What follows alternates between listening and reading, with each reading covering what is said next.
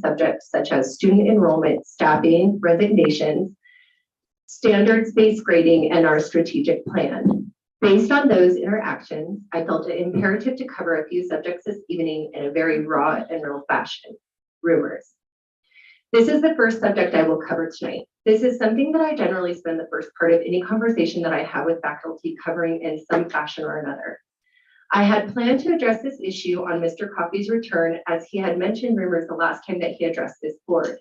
I appreciated the honest response that he gave, that most of what he was saying in regards to the board member affiliations and beliefs was rooted in rumor. As my comments followed, his words also led to an email from an involved community member further expanding on the foundation of these rumors and a valued exchange between the two of us, which provided more clarity to the situation. This email communication was with Heidi Tracht, and I'm referencing a public record.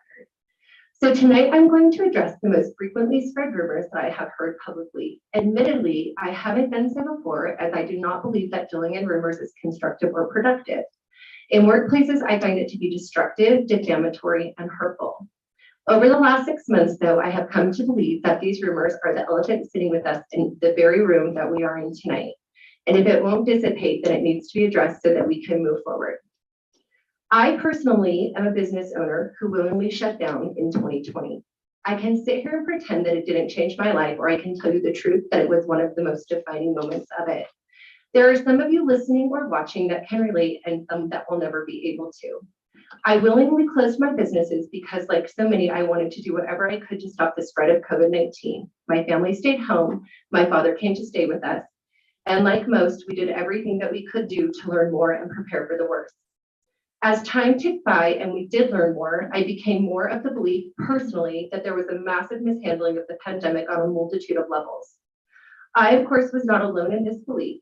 While this statement is broad and encompasses many things, the one thing that is pertinent to this evening is by the end of 2020, I believe that the mitigation measures that we had in place would cause irreparable harm to society, and that the underprivileged were being disproportionately harmed. The Great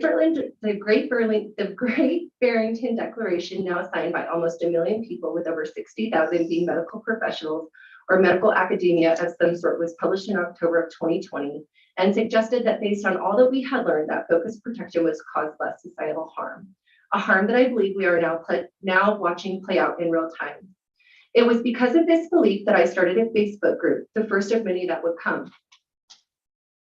This group was started only to understand what our community felt about the mitigations in reference to our children and schools.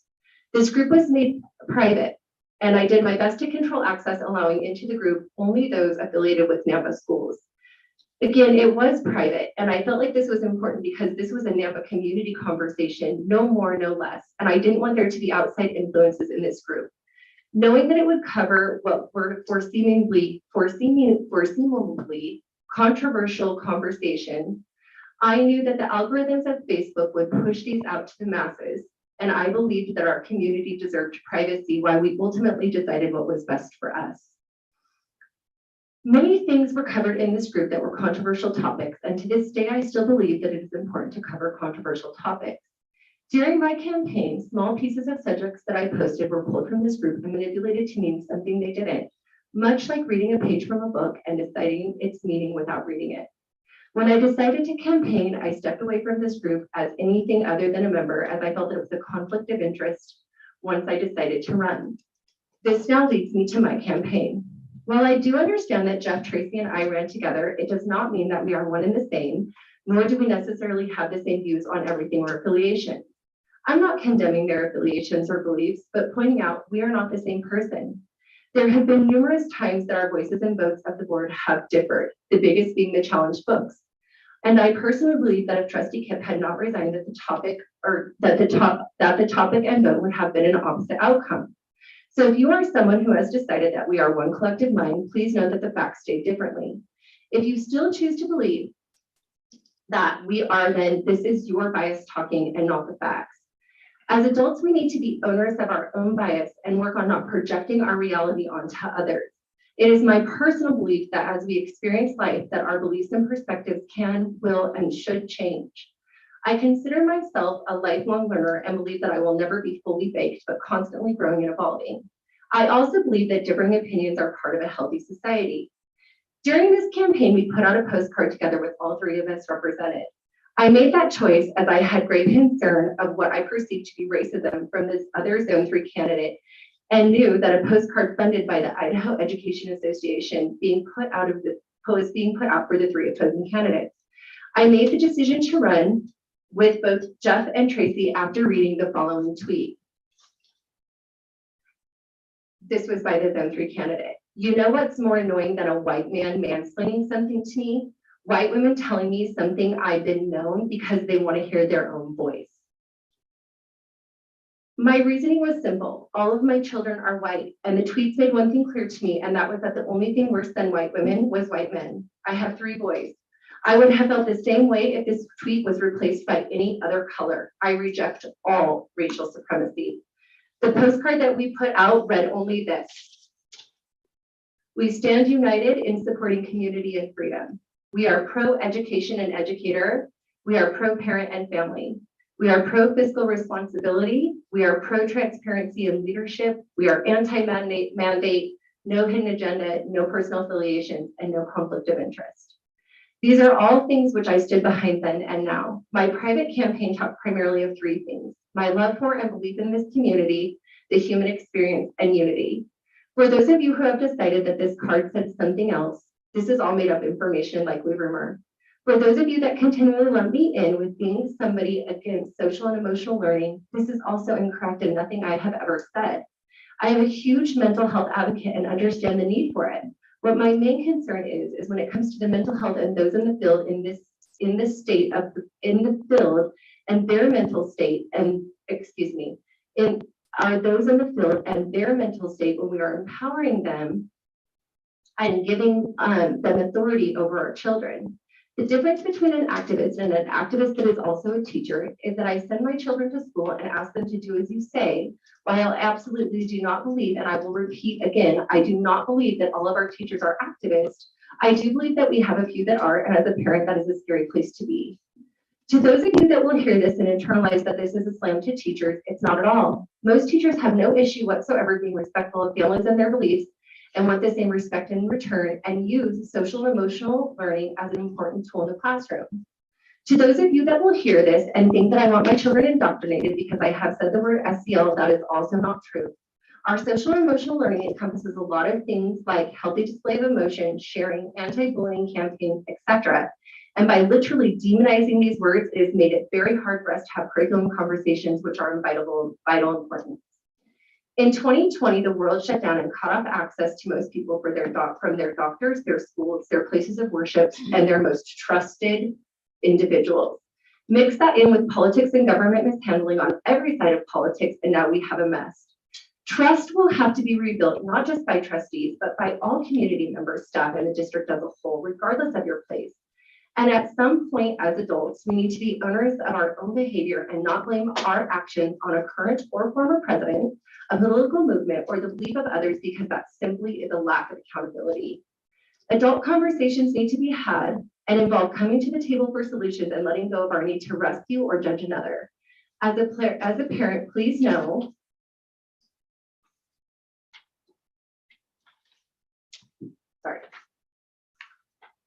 As a parent, please know that I do not need you to save my family. And as a community member, I work every day on letting go of judgments and bias so that I can be better at this job. While I understand that there are those that may need advocates, I am of the mind that regardless of your politics, we need stability, consistency, resilience, love, compassion, understanding, tolerance from our advocates at the ground level, not activism. While activism can be a useful tool, it can also become extremely toxic. The next thing that I will address tonight, and I assure you I'm almost done, is staffing. There are multiple articles and news sources from each side of the political affiliations talking about this time being referred to as the Great Resignation. While like many other employers we need to address this, I'm hoping that this conversation can be had without turning it into a point of activism, blame, and mistruth. In addition, as we discuss this issue, we need to be able to also talk about our consistent downtrend in enrollment. Solutions need to be found, and the one thing that I can assure you all of is that extreme activism continues on both sides. Enrollment and staffing numbers will continue to decline. Another point that I feel pertinent to make is that our superintendent has said over and over that this turnover is slightly elevated as to the previous years and is a statewide issue. Thirdly, standards-based grading. I have met with so many people in the last few weeks, both teachers and parents alike. The one conclusion that I can draw is that this truly is just another point of great divide. We made a district-wide move in 2020, and for good reason, the pandemic, we had a failure to launch in some very crucial ways. The general consensus is that Otis is not a helpful platform and that secondary seems to have has been much more effective than primary. Before someone from the audience shouts out that it will be banned, please note that the only reference ever made to banning this was actually made by only our superintendent in the last meeting and not a trustee. And he had no reason to ban it. It was simply his comment. He had no intention to ban it. I'm sorry. I point this out because this will be a hard conversation that we have to have. It will help if we can have it in a constructive way that covers concerns with standards-based grading, as well as the reasons that it was implemented in the first place. I will also be addressing this later in future agenda items. Last, I want to thank our community. We have some extraordinarily talented, helpful, compassionate, and life-changing faculty that cares for our children and is grateful to be a part of their village. There are families that I meet with weekly that touch my heart and students that I believe to be true world changers. So I tell you this, do not let one bad experience speak for all. I, as a parent, choose public school because of its diversity. I believe that we are meant to be in a relationship with people. It is how we learn and grow. I also believe our humanity is what makes us people. Thank you. Thank you, Trustee Taylor. Anyone else with comments? Okay. We'll move on to the next agenda. And again, I want to reiterate on the public comments. I had some questions about public comments, and so I just want to make sure that this is, once again, we'll explain how this goes. Usually in a regular meeting, I've added a public comment section, which is where we're at now on the agenda, and then we have a sign-up sheet for each action item for public comment, because I really value public comment. There was somebody, JC Johnson, because she had emailed me and I responded, and I just want to make sure that it was in the record, asked me how come we didn't have this point in this public comments, the general public comments, in our June 16th, I believe there was a meeting in our June 16th meeting. We did have public comment for each item in the action items, but not general public comment. And the reason was simply consideration of time. That agenda I knew was going to go long. The meeting ended up getting out. We got out just after midnight, I think. And so that was really the only reason that we took the general public comments off the agenda, is just in consideration of time. But there's always the option for the public to email. That's always part of the record. If there's a specific action item that you want to provide public comment to, those sign-up sheets are always out there during a regular meeting. But I just wanted to explain that. We now have, so we put public comments on here because I don't think this meeting is going to be as long as the other ones. But I just wanted to explain that. So now we will go to, is there anyone in the audience that would like to provide public comment? If so, you can come up to the, you can raise your hand, I'll call you up to the podium, and you'll have 3 minutes through this public comment section and also during our action item public comments. Chairman, the form in front of you is for general comments that I just set in front of you. Oh, got it. Oh, that's why there's nothing at the top. Okay, so we have 3 people signed up for general comments. I have Monica Murphy. Come on up, and as soon as, give her the benefit of the doubt, as soon as we with the timer, okay.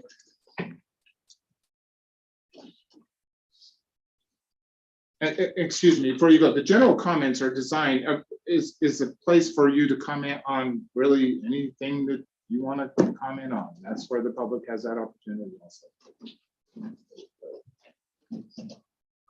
So good evening, and thank you for your time. My name is Monica Murphy. I'm a mother of 11 children. I'm a wife, I'm a coach. I run a club volleyball program. I'm a director of a homeschool co-op with over 100 families and 350 children. Moments ago, I heard all of you recite the Napa School District mission and vision statement, and I'm moved by the statements every student. I am here to address the Napa School District cut sports policy that discriminates against non-enrolled Napa School District students. On page 9 of the Napa School District Student Athletic Handbook, the 6th bullet point states that when cutting is necessary, first priority for trying out will be given to the full-time enrolled Napa School District students. It continues to state that after tryouts, if there is still spots available, the coaches can contact a non-enrolled student. This is a major problem in many ways. First, it is in direct opposition to the very first paragraph in the Napa School District High School Activities Athletic Handbook, where it clearly states the senior high school athletic program in the Napa School District offers the opportunity for all students to try out, but the team selection will be upon the skill level of participants, adequacy of facilities, and the availability of coaches. Every student must be able to try out. Second, it is the policy of the Idaho State Department of Education not to discriminate in any educational programs or activities or employment practices. All employees of the Idaho State Department of Education are responsible for acting in accordance with this policy. A home-educated child in the Napa School District is not a second-class citizen. It is every child. Third, this policy puts the coaches of cut sports in a bad position. If the non-enrolled Napa School District athlete is a good athlete, and some invariably are, the coaches may choose to keep all athletes in order to keep the non-enrolled athlete, making a huge roster and upset players, parents, coaches. This is a problem for everyone.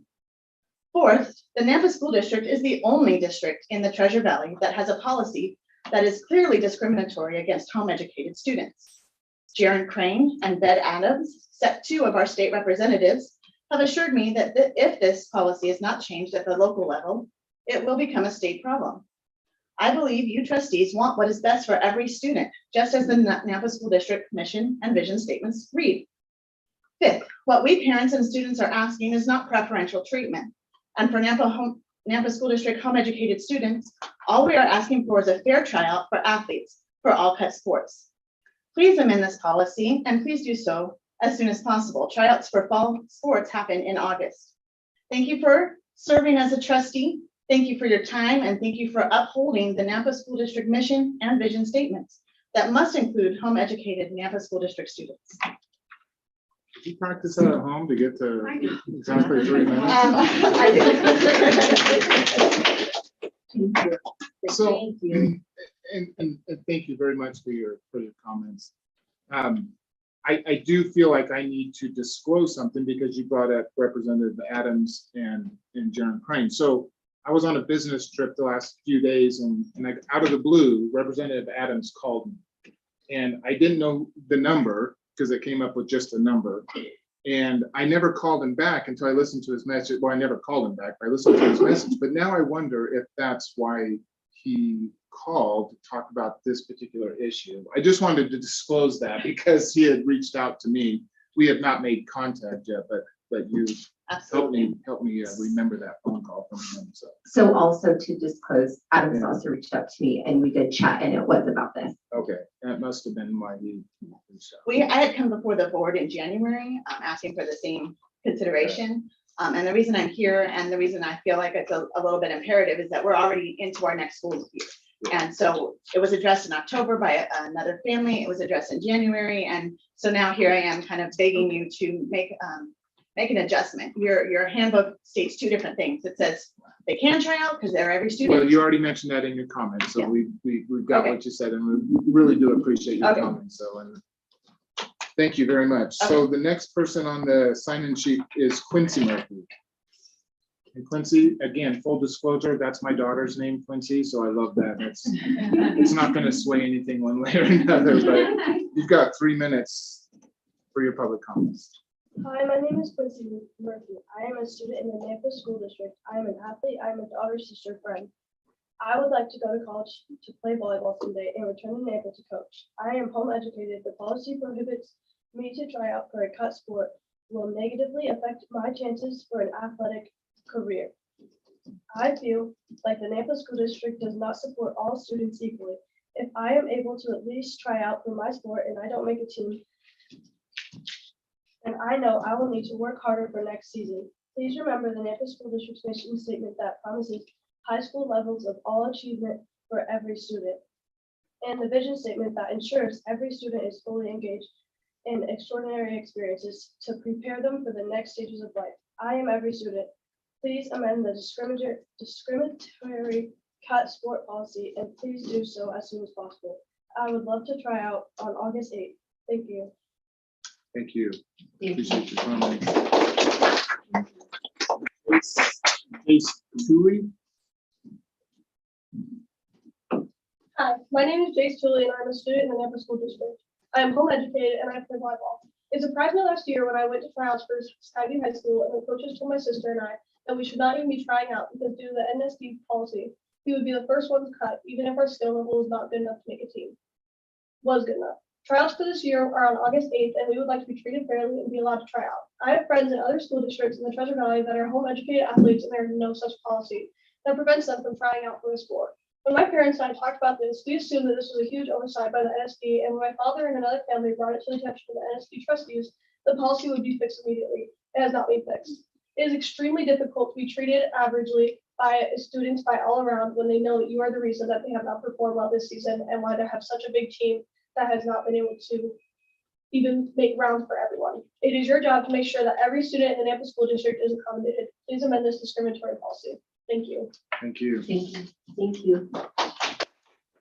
Okay, that's all I have signed up for general comments. Is there anyone else that would like to make a comment about anything? This is your opportunity. You got 3 minutes, 3 minutes to do it. I see a hand popping up back there. Go ahead. I did not plan on that. Okay, I'm Kirsten Lucas. We live just on Power Line, just a few minutes away. My husband is the coach at Skyview for the pitching thing. And my thing is that Graydon just turned 17 today, and he is fine playing for Skyview baseball because he's a desirable lefty pitcher who's one-armed, and so that's been pretty phenomenal. And so it's gotten recognition and everything. My issue is my daughter, who's 15, is a volleyball player, and she's not as good, and so she will be quickly, not allowed to try out. But my son, I've talked to my husband, he's like, they're not even talking about it. There's no mention of it whatsoever. And so my problem is there is an oversight for Graydon because he's a top athlete at Skyview. And my daughter, who's 15, will be not even allowed to try out because of her abilities. So for clarification, are your kids homeschooled? Yes. Okay. Sorry. Yep. So I know. I was making that assumption, but I just Yeah. wanted to make sure Yeah. that we had to. Yeah. Okay. Great, thank you. Thank you. Is there anyone else that would like to take 3 minutes and comment on anything? This is your opportunity. Okay, if not, you can send us an email. It will go on the record also. Okay, the next item on the agenda is consent agenda. So I would like to move, and I don't think we need a motion to move something out. I would just like to move something out here so we can discuss it. And that is the vendor contracts. We can just move that down to in the action item GH. Should it become H?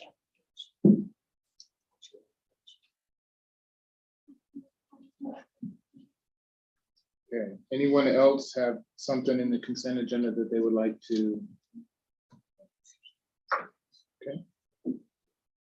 All right, I will entertain a motion then outside of F in the consent agenda.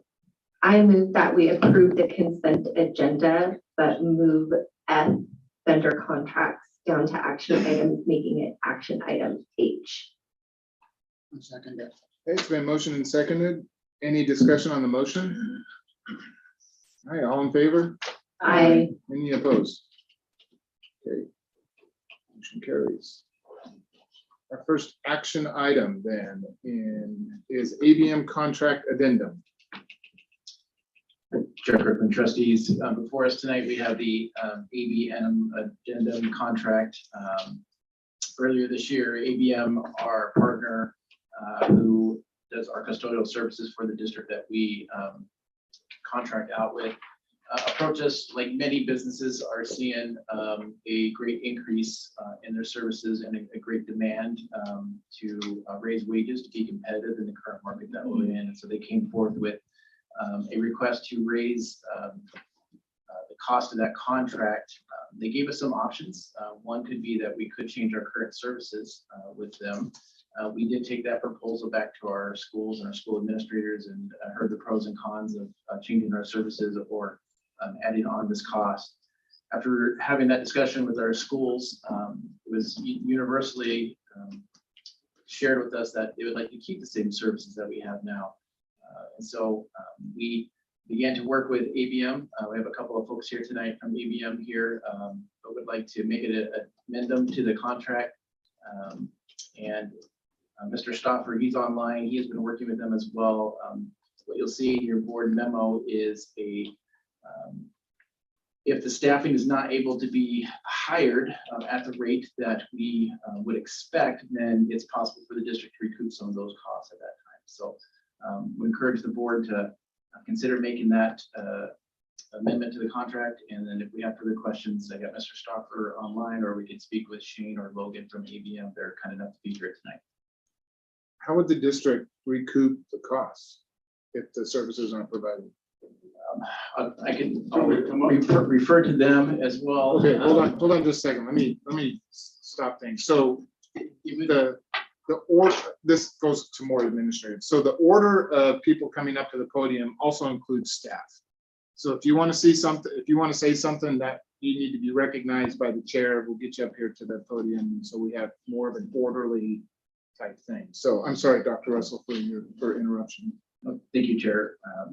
My clarification would be, I believe it would be based on the positions that weren't hired and kind of the hourly rate on those positions that weren't hired or aren't filled. If it's below a certain percentage, I believe, now I don't know how the logistics of that would be money that would be sent back or not paid on the reimbursement for the monthly cost. That's why I'm looking at Mr. Dewey and Mr. Logan from ABM. They might be able to clarify those logistics a little bit more detail. So let's start with Mr. Logan. Want to go first? Yeah, I'd love to. I've been waiting for this for months. No, just kidding. Yeah, so what the way it would work is Shane, who runs the operation locally, will be turning in the number of hours we put in every single week to coordinate. And we have a tracking sheet with that. At the end of each month, if we haven't hit that 95% staffing rate, we can then discuss if you guys want an actual reimbursement or you just want that taken off the next bill. So we haven't discussed that part of it, but either way, you'll get that money back. Whether it's just a reduction on the next bill is the easiest way to manage it, but that's where we keep it on a monthly basis.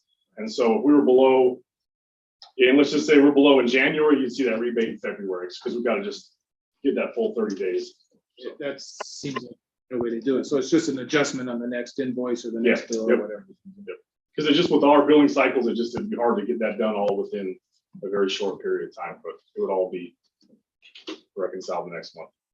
Chair Kirkman. Trustee Taylor. Can I confirm you're referring to attachment B, right? The modification of the 5%. Yes. Yep. So if we fell below 5% on the month, Got it. you would get whatever Just is beyond wanted 5. Yep. What's the current contract at now? Do you know, Dr. Russell?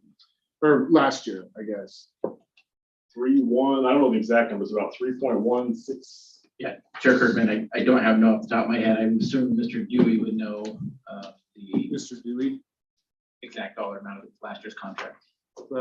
yes, to the pin. That's what we're looking Yeah. for. I cannot give you to the penny, but they were pretty darn close. Get the impression if you can. Yeah, well, I haven't got the last bill yet.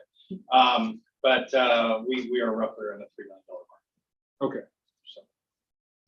So another question, and we might be far enough down the road that maybe this is a moot question, but isn't the cost of this contract, the amount of this contract, does it go out for bid? Is it required to go out for bid by state rules, by purchasing rules? Right, I don't know why you even left the podium. I know it's gonna. You are correct. By law, we have to go out for bid. I believe next year, we're going to go put it out for bid again. So we're in the latter last half year the- of a multi-year contract. Yeah, so we went up to bid once, and then the GCA at the time won it, and then they switched to ABM, and now we're going to go out to bid again here in the next year or two. Okay, very good, thank you. Anyone else, questions or comments? Trustee Taylor? Yeah, Chair Kirkman, I just wanted to let you guys know I did check with Bellevue and they're raising their custodial staff as well. Not that it's the same thing, they don't contract it out, but they are raising their entire custodial staff significantly. So it was going from it was significant. It was I want to say it was almost in some cases like a 20, it was significantly higher. So just to share that information. So this contract would go from, or this next year would go from 3.0, 3.1 to roughly 3.5 million. And With hopefully, not hopefully, but if there are some savings, there's that option. So the reality of the situation, we're kind of hoping there isn't any savings because reality, we want these people in our buildings cleaning our Sure. buildings.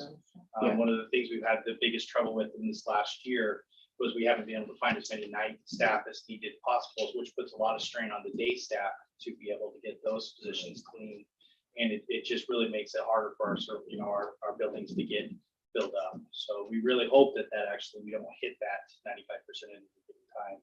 We do understand it is a considerable increase in the contract. I have run the numbers in other ways, even to bring this back in-house would be less, more than what we're looking in the contract. So they're doing a good job keeping our costs down as much as possible. Sure, They're also interesting. one part as well, I apologize. One thing to remember is they also include all their chemicals and paper products, toilet paper, all that is also included in the contract. So all those costs have increased as well, not just with the personnel costs as you guys. That's a very valid point. Chair Cook and trustees, Yes. on a similar line to what Mr. Doobie mentioned, we're hoping, I understand it is an increase and that is tough, but if we can have higher salaries, it's likely that we keep more employees. It is really difficult to have an employee at a school that you have for a while, but then they quit and you roll through people often. And so our hope is that by being able to increase the pay, that we'll be able to have employees that can be more, stay longer in the district, that just helps the schools function better and be better for the district in that way. So there is some positives to this. And, I'm hopeful that this will help. Last year, it was tough for some of those night services to be able to have that and have it done one day and not done the other day. And I know these guys, looking at Shane, he would drive around and try to pick up some of the slack, and he's probably hoping that they can keep folks as well. So it's just part of the difficulty that we're always seeing in many industries right now.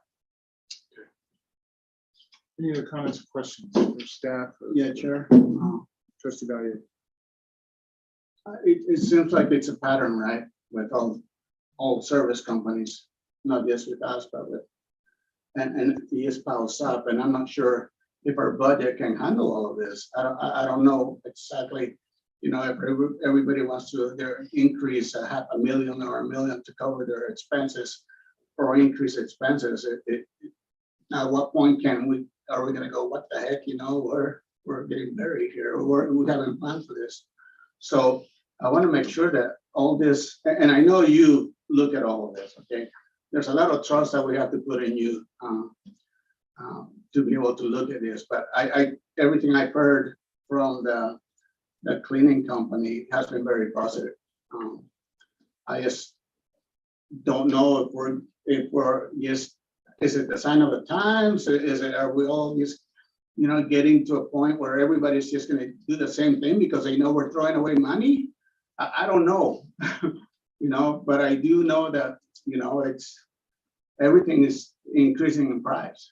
And I just hope that you give us a trigger warning whenever you see it. Oh man, we're just not capable of doing this anymore before it happens, rather than after the fact where we're just in trouble.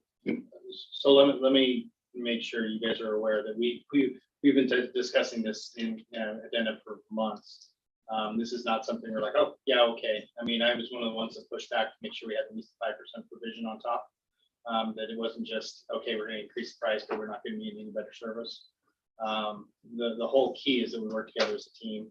Yes, it's a very expensive contract. This is one of our most expensive contracts. We're one of the few in the state that do it. But the reality is, yes, I mean, the people that clean our buildings aren't necessarily the highest level paid people, and they're quickly movable all over to many different jobs, similar to our food nutrition as well. And it's very difficult to keep them in one spot without making a lot of adjustments. So we're doing what we can to help them as partners. And yes, this is one of the biggest increases we've had. Normally we have a provision in the contract. I think it's 5%. 3%. So we got that in the last one. You can't raise this more than 3%, even though the CPI might beat that. But reality of the situation, that it was just, we couldn't do anything on this one. It was really tough. And we're working on maybe some other options of in the future, where maybe take some off to do some other ground stuff that they do around the buildings and hire some other people on our side that we can maybe do some of that, some general maintenance, but even finding some of those people right now, we're not able to do it on our own. So we're at mercy of our contractors and hope that they treat us well. And in years past, when we needed help, they've also helped us that way and not done an increase. So that's why we're willing to push it this year. Can you remind me when the contract, we visit the contract again? I believe this is our last, no, next year's our last year. Yeah, one more year this year. We got one more year, and then at that point in time, then we go out for bid again, and we look at what our options are at that point in time as well. Other questions, comments? Okay. Hearing none, I'll entertain a motion. I move that we approve the ABM addendum to the contract.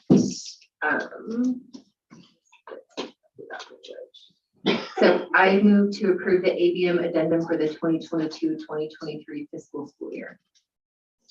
I second that. Okay, it's been motioned and seconded. Any discussion on the motion? I just want to make a comment. These are big numbers, and unfortunately, or fortunately, depending on your perspective or where you're sitting, we have to have clean schools, especially whatever might be coming up with, you know what. So we want to make sure that those classes are clean, the schools are clean, and this is just one of those things that we have to. I would have liked to have seen the actual contract in the packet so that we could have seen, you know, rather than just the addendum, and I should have asked for that and had that in there, but nonetheless. those are Chairman just my Drickman, comments, I yeah. think that's that process we're trying to work with staff to provide consistent history contracts. I think we're just in that transition. Yeah, because there's questions about severability and, you know, things like that, that if it's not working for us, can one party, you know, all that kind of stuff is kind of what I want to look at too, but I can always look at. So anyways, those are my comments. So any other comments on the motion? Hearing none, all in favor? Aye. Any opposed? Motion carries. Before we move on to the next item, is there any way, did we pay the air conditioning bill this month? I'm not sure. Sure, I mean, when I'm hot, that's. Just asked Ms. Christensen if she would adjust. Oh, okay, all right, thank you. Okay, very good, thank you very much, appreciate that. So the next item is the Apple device lease for phase 4. Dr. Russell, I believe this is in your house again. Sure, Cookman trustees, before you tonight is the Apple device lease for phase 4 schools. If you remember last month, Mr. Krebs came forward and discussed with us, gave a general history overview of how we've used technology and some of the needs of why we need to re-up our lease. This is a 10-month lead time. So it's very important that we get a decision made on this so that we can order for those to be ready for the next school year.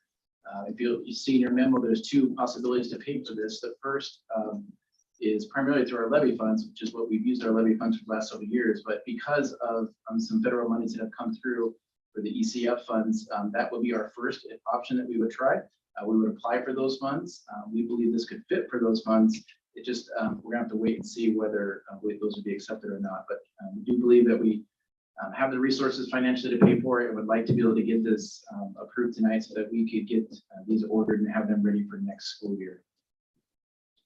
When you say next school year, you're talking about 23, 24 school year. We had an interesting conversation around this about why such a long lead time. And I don't think a lot of people realize this, but you can't get a computer with the stuff that's needed for a school district within 10 or 12 months. And so honestly, I appreciate the staff being very proactive in making sure that we have the devices that we need for the following school year, the 23-24 school year. But any questions or comments for staff on this? Trustee Taylor? I know that Mr. Krebs isn't here. Is he on? I believe Mr. Krebs is online. Oh, if good. You have questions for him. I actually don't. I was gonna say thank you, Cody, or Mr. Krebs, because honestly, I just feel like you've laid foundation for this through so many meetings and you've really been thorough at explaining, and I just really appreciated your diligence through the entire process and how organized it was. Any other comments or questions? Hearing none, I'll entertain a motion. I'm trying, I don't know, sorry. I move. I move that we accept, they didn't give us language. I move that we accept the Apple device lease for phase 4. I second it. There's been motion and seconded. Is any discussion on the motion? I have a question Good. on the motion, if there needs to be an option, Thank you. the option, the A and B.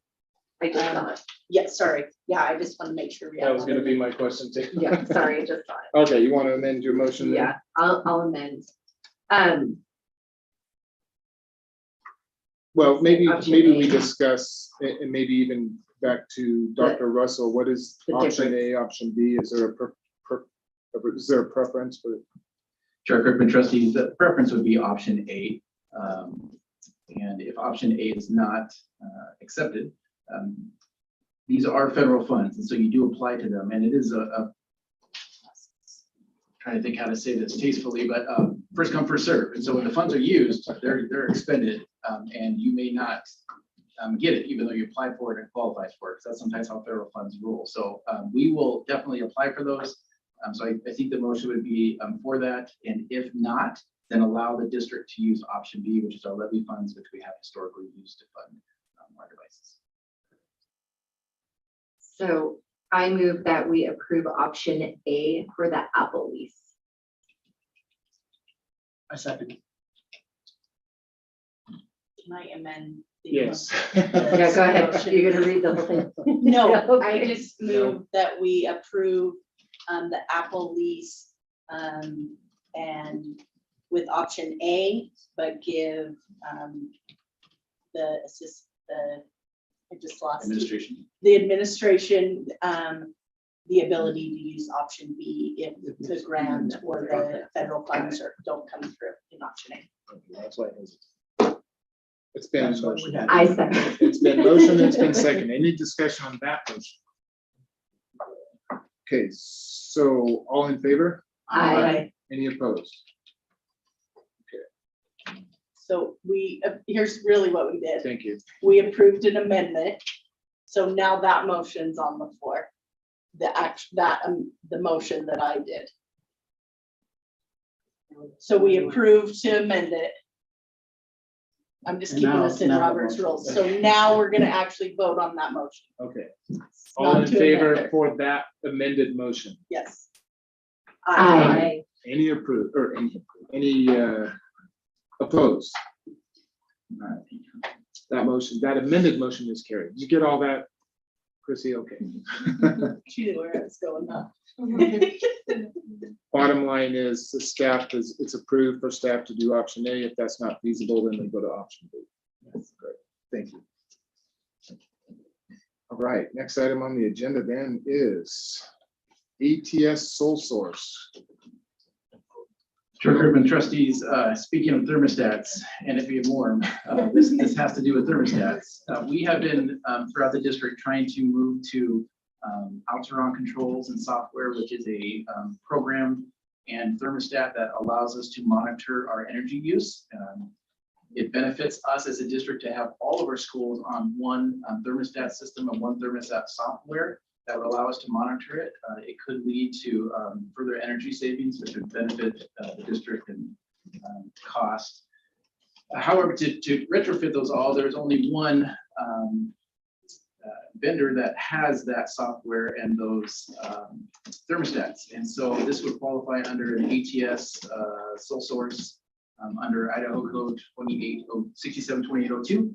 And what we would recommend is for the board to allow the administration to approve a sole source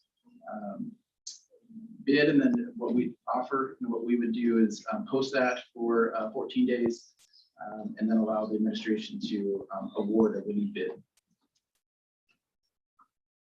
And I believe we have Mr. Stoffer online. He could probably provide further details if you had questions on that. Any questions to Dr. Russell or Courtney, Mr. Stoffer? I just want to make sure I heard correctly. So looking to approve the sole source resolution. And then from there, the administration would approve the bid. Yes. Would that approval of that bid, oh, it would go to administration, or would that come back to the board for approval of that bid? Currently, right now, as what we're. You would asking in award the memo, bid, Yes, Yeah. we would award the bid. and it Based comes on back sole for the source. contract approval then for. Clarification, in that code, would the board have to ratify that, or if it wasn't over a certain amount, or how would Ratify the the award of award. the bid, or are you just delegating or designating that power to the Yeah, let's administration? make Is that what sure. you're asking? Yes, clerk, we are asking that the board would delegate to the administration to award the bid to the sole source provider. I believe, Mr. Stoffer, if you're online, I believe we have checked with legal on that, but I just want to make sure. Would you be able to clarify the motion? Yes, can you hear me? Perfect. So yes, with the sole source, according to the state statute, what we have to do first is get that sole source approved by the board. Part of the sole source then approves the administration, and that's why we provided all the documentation of what that bid would look like, and what the quantity would be. So you do have that in your board packet. That would be the second motion that we're asking for today. So the first one is to approve the sole source referendum. And then the second motion that we're asking for is that after we have done our compliance according to the state's code, that we could award that contract with the attached documentation so that we can finish the completion of the install of the Allerton systems in our schools. Go ahead. I know this is a learning experience, so I just want to make sure everybody's understanding. And the reason that this looks so different is because there's a sole source. So there's one company. It's not. Yeah, There that won't is be correct. there's only one company that will provide this. So that's why it looks different than Correct. putting it out to bid and then the administration coming back with, here's our bids, and the board makes a decision. So so clarification, I think, is that they're only reaching out to one source to even put a bid in. And that's why I think we need to just making sure clear why you understand it wouldn't come back to the board approval, but. And the reason is because this is the only company that you have found that can do what you want them to do. This is the only company certified and allowed to sell these products in Idaho. So that's the justification for. the Correct. motion. As a disclaimer, Chairman Kirkman and trustees, this was something that was done before. It's only good for a year. And so upon visiting it with our council, they encourage us to bring it back to the board to have you recertify the sole source referendum. It expired in April of this year. And so we that's why we're bringing it back. You have to do it every year as well. So this is just a 1-year sole source referendum. Okay, so there's any other questions or clarification needed, or? So there should be two motions, one for the sole Correct. source and one authorization of staff to award the contract or the bid. And then the contract will come to us for approval. All right, so I will entertain the motion. I move to approve the sole source resolution for ATS Inland NW. I second. Okay, it's been motion and seconded. Any discussion on the motion? Hearing none, all in favor? Aye. Any opposed?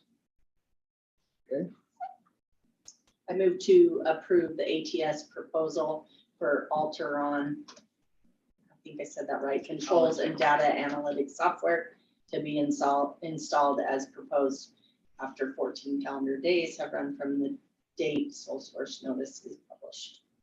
I second. It's been motion and seconded. Any discussion? Okay, hearing none. All in favor? Aye. Any opposed? Those motions carried. Okay, back to school plan is the next item on the agenda. Back to school already? Are we at that point? Chair Kirkman, trustees, it goes by fast. Summer does fly by. So yes, hard to believe we're about 6 weeks out from opening schools again. Exciting though. It's always an exciting time. Before you tonight is our district's back to school plan. This is a requirement the federal government asks of schools as they receive some of the ESSER funds that we have. We are asked to review a plan every 6 months. We will get the privilege of doing this until September 30th of 2023. And so before you tonight is our school plan. It is very similar to the plan that you saw in January. There's only been a few slight adjustments. One of those is updating some of the links to make sure that they actually link to the correct pages.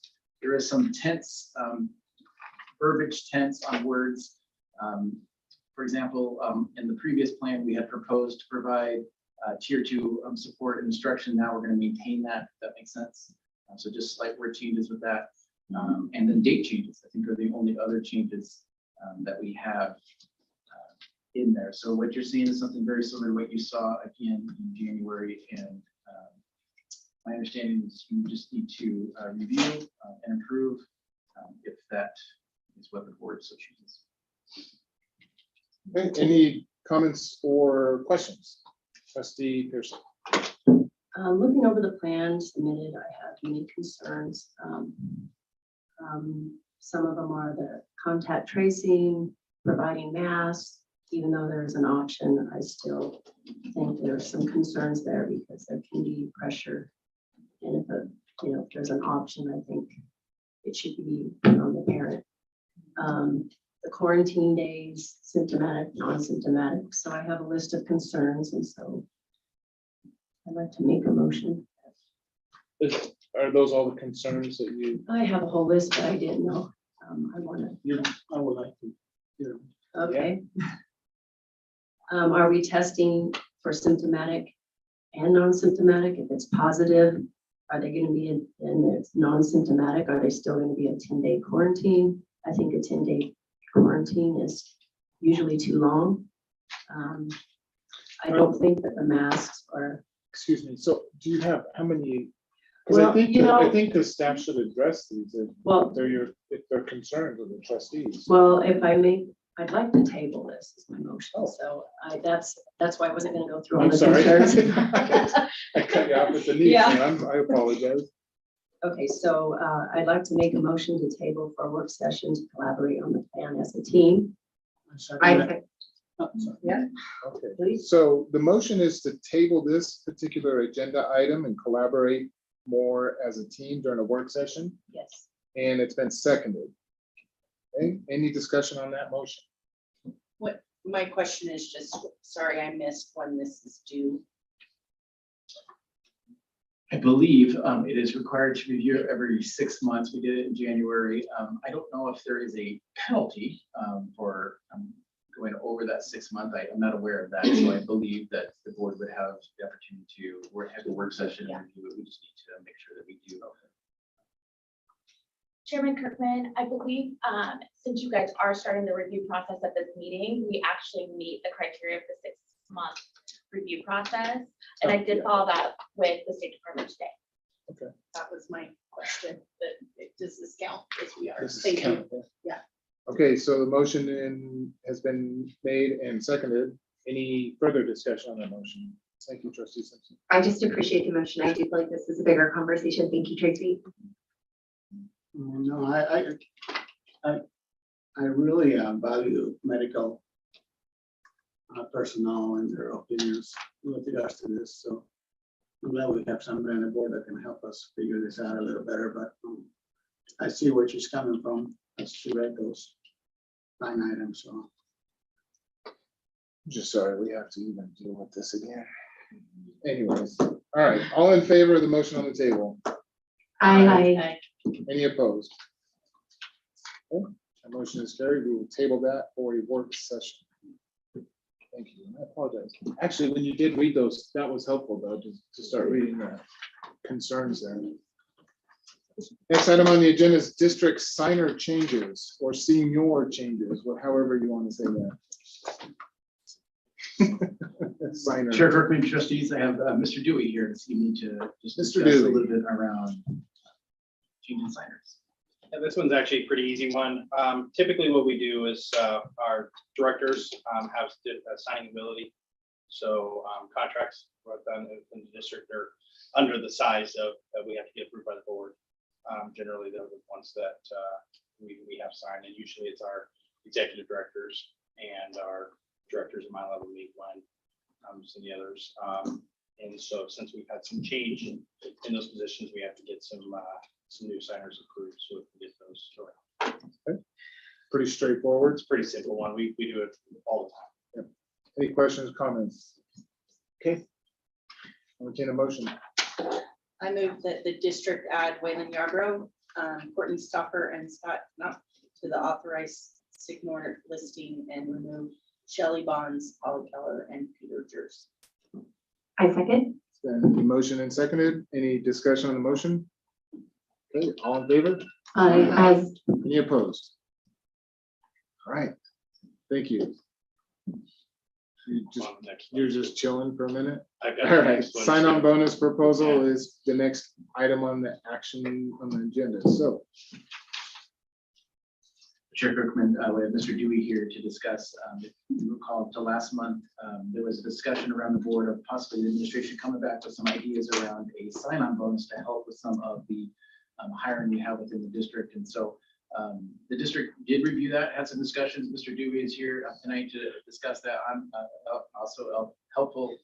We'll be able to help share some insight into that. It was difficult for the administration to determine how to create a sign-on bonus, but also and how to work that in with the retention bonus that we had talked about earlier when we had agreed with our master contract. And I'm going to have Mr. Dewey just kind of go in a little bit more detail about some of that, and then we can maybe answer questions. Okay. Yes, so basically, I'm going to move backwards on this and talk more about the retention bonus that was already approved through the master contract. The master contract addendum that you guys approved for last year. Basically said they would offer anybody that stayed, any certified teacher that stayed, no less than $500 to stay. Okay. During the summer, when we found that it's been difficult to hire some teachers and it was a little different than previous years, a little bit more that we have open right now than what we'd anticipated. So the discussion of sign-on bonuses came into play. The risk that we talked about in the district office is we don't really want to pay people to come work for us more than people to stay for us. So the reality is it's a step process, right? So if we have to give a sign-on bonus for somebody, what's a reasonable sign-on bonus? Is it $500? Is it $1,000? Well, if it's $1,000, then we probably need to do a retention bonus of at least $1,500 to make that better to stay than it is to come. So we're kind of trying to look at those numbers. I don't know if you caught it in, I think it's this one of those that we do have funds available from last year that we had already planned on using for the retention bonuses. And we could spend as much as $1.5 million, which is basically $1,500 for about $750 if we needed to. My concern when talking to administration on this was, okay, who gets a sign-on bonus? Is it just because you came on board in July you get a sign-on bonus, or if we were lucky enough to find you in June, you get that one as well? So that's the issue we have, and I think we've come to a little bit different solution of, okay, we see we have some issues in the building, we have some issues in certain subjects. So we're looking at some of those ideas to try to make it so we don't have such a large cost of sign-on bonus. That was kind of what our hope was. For example, we're looking more for elementary. We have some vacancies in our elementary schools, We have- a little bit higher than typical. It's not usually a time when we have a lot of elementary vacancies. So maybe focusing on Dr. Russell elementary probably- teachers to come in and.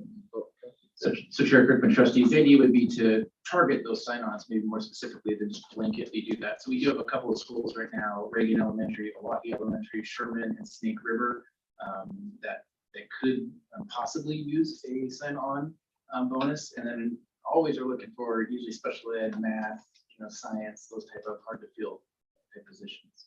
Would that look something like, what if a teacher were to move from secondary to Ronald Reagan to fill an elementary position? So I don't think it's an internal move, because all that does is Just open all up another external, spot within. The risk we have right now is most of the districts around are similar to us. Now we're basically stealing from each other. What we don't necessarily want to do is get into a match with some of our region, our local places and say, hey, will you go ahead and get out of your contract so you can come work for us for another $1,000? I mean, we don't like to play that game, but the issue is we do need to have people in our classrooms. We need to have experienced teachers in our classrooms, and we want to make sure that we get the best candidates. But I'm not sure how much that is, but we're looking into it. We would like some discretion on what we can or cannot do from the board in order to be able to pursue it if we need to do that here in the next couple of weeks. Trustee Taylor. Yeah, so the way that this read really didn't sit well with me, and I went back to get I emailed our clerk to get the directive, and I went back through just to make sure. So the directive in that last meeting was Jeff wanted to look at $1,000 new hire bonus for teachers. Marco wanted to have bonuses for new hire and certified staff. I specifically wanted us to look and bring new hiring bonus information, including comparing amounts and offers from other districts to prevent exactly what you're talking about. So that was my directive, was really for us to be able to have this conversation in a bigger way versus just throwing that out there. However, what makes it difficult is there are multiple directives in what I just read to you. And so for me, this would be a no as it's written, because I'm totally good, like from an employer standpoint, I think that if we're talking about maybe bringing a principal up, or say we have a brand new teacher who maybe needs a cost of like outfitting their classroom. This is really the way that my mind thought of it. And that's why I added that directive at the very end, is because I really wanted to make sure that we weren't cannibalizing. And that's why I wanted to have the bigger conversation with other districts. So to me, this just doesn't fit what my directive was. So this would be a really hard thing for me to vote on. To approve in this way, right? I'm really open with things that we may need to do, but this does need to be out of the box thinking. And that's why I specifically said I wanted us to look at other districts just to make sure that we weren't like biting the hand that feeds us. As far as I know, I have not heard any other districts that are trying to do anything with the sign-on bonus for certified staff. There are, the example, I believe there's some very large sign-on bonus potentials for West Data busing, but again, that's a contractor. And potential sign-on bonuses for nutrition services, depending on where they're at, and a lot of hard to fill classified. We do not know where we're at yet with paras, our paraprofessionals, because a lot of times we don't hire them until August, or latter part of July, because we don't pay them until later. We don't want them to find another job in the meantime of all of a sudden there, and we get a lot of parents and stuff like that coming in. So this is my first time on, with any kind of sign-on bonuses. Nampa is generally one of the preferred places to go. I mean, we're one of the better ones, usually in the Valley, in my opinion. We don't generally have a lot of difficulty hiring. This has just been an odd anomaly. I think part of it seems to be that we had quite a bit of exodus in our elementary principals, which generally we probably get on a little sooner. And unfortunately, when we hire and try to get somebody new on board and that kind of stuff, it's something I think is just a one-time thing that we need to focus on and get ourselves out of the hole. Sure. But reality is my concern, honestly, is it's something we're gonna have to do every year. And in all the years, the 10 years I've been here, I've never seen a time when we needed to even talk about it. Now there are been the science, the math, some of those have always been an issue with this, and that unfortunately, Mandy would know, Trustee Simpson would know about those positions, about how hard it is to find those. Secondary is hard because they're specific. Chair Cookman, Superintendent Russell, didn't we bring 3 elementary principals up to the DO? Oh, Chair Kirkman, Trustee Taylor, we're at 1, 2, we're at 2 up to the district level. Sorry, I'm running through the whole staff in my head right now. Whaler was secondary. Mr. Yarborough was secondary. We brought up Mr. Canop from Willow Creek. We brought up Mr. Stopper from Sherman Elementary. speaking to what Mr. Dewey had, we did have quite a few principals that did leave in the elementaries, and that does just slow down the process of hiring, typically because you're hiring, either that person is hiring or not hiring, or they're working with a new principal in it. So it just slows the process down, which could explain some of the concerns we have with hiring at the elementary level. It's not terrible. We were at 30 positions that we needed to hire about 10 days ago. We're now at 15 certified. So we have made some good progress. Great. Which also plays into one reason why we were thinking about doing this more strategic sign-on rather than just a universal one. So I am now more optimistic than I was 10 days ago, where I was very concerned, but I think we might be very close if we continue at that rate, at least with our certified staff. Now classified, we have 18 positions still in the elementary, so that is high. Again, hopefully we can get that smaller as we move forward with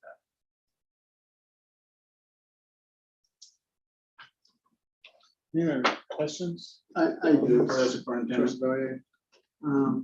Superintendent Russell, do you think we need a sign-on bonus? Chair Kirkman, Trustee Bai, I do. I think we may need a sign-on bonus. Whether we need it right now, I don't know if we need it this minute. I do believe we may need it in August. And so it'd be helpful if we could have something approved so that we would at least have some flexibility for some administrators if it's us versus another school district with a candidate. And we had many of those this year where we had somebody interview in the morning and the afternoon, they were interviewing another school district. If we could have a sign-on bonus that could just sway them one way or the other, as competitive as it is to hire right now, that might be beneficial for us. So I do believe we need one, particularly when those hard to fill areas. And still would personally would like to see us maybe where are we in a week or so, and maybe have something that we could use possibly in August. I have Trustee two Simpson, questions. absolutely. One, Superintendent Russell, can you tell me what the number, like if we looked at brand new hires for next year, including the 15 unfilled, do you happen to know roughly what that number is? Chair Kirkman, Trustee Simpson, right now we're at 140 new hires. Is that the number you're looking at total? Yeah. Typically we run anywhere from 115 to 130. So we're a little high. We're not enormously high, but a little high. And that doesn't count the 15 that are still open, or that did count That them? did count the 15 that Okay. are still open. One more question, if Absolutely, that's okay. And then I'm losing, sorry, I think it's the heat, but I'm losing the word, the cost. So that for a sign-on bonus, there's still, we gotta pay the per seat Fully and burdened. everything fully burdened. So I believe I put that in there, so. And So, I so, mean, you can yeah. quickly do the math even then, so right now, we typically have around 850, let's say 850 teachers, let's say, so we brought back 750 teachers, we need 100, but I'm just gonna do even math, right? If we do $1,000, that's $100,000 times 100, which is 100,000. Yeah. 21% burden on top of that is about 125,000. That's including $1,000 sign-offs for everybody that signed to come work for us in Circle. So you add a little bit more on top of that, you're talking, if it's another, 50 on there, another 50, 60,000 on top of it. One of the things I did find out, I will, full disclosure, we did find out on Friday that where I was worried the state was going to pull back and do a haircut of our discretionary funds, they ended up not having to. So that was about 300,000 or 400,000 that we weren't expecting to be able to get in revenues that will come our way as well. So that I never like to say money's never an issue, because I want to save as much as possible, because we have this cliff and ESSER that's coming our way that scares the dickens out of me. But it is one thing in the current realm.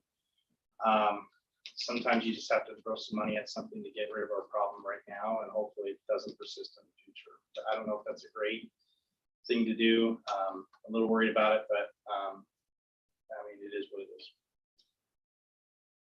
I have one more Absolutely, question, Trustee sorry. Simpson, go ahead. Would this be something that could be paid out day one, start of school? So that's the hard part right there. I Okay. don't know if it's possible to do that because a lot of these people aren't really in the system yet and we're still trying to get it through payroll. So most of these people start payroll. It's weird level pay, right? So we actually have a 14-month year.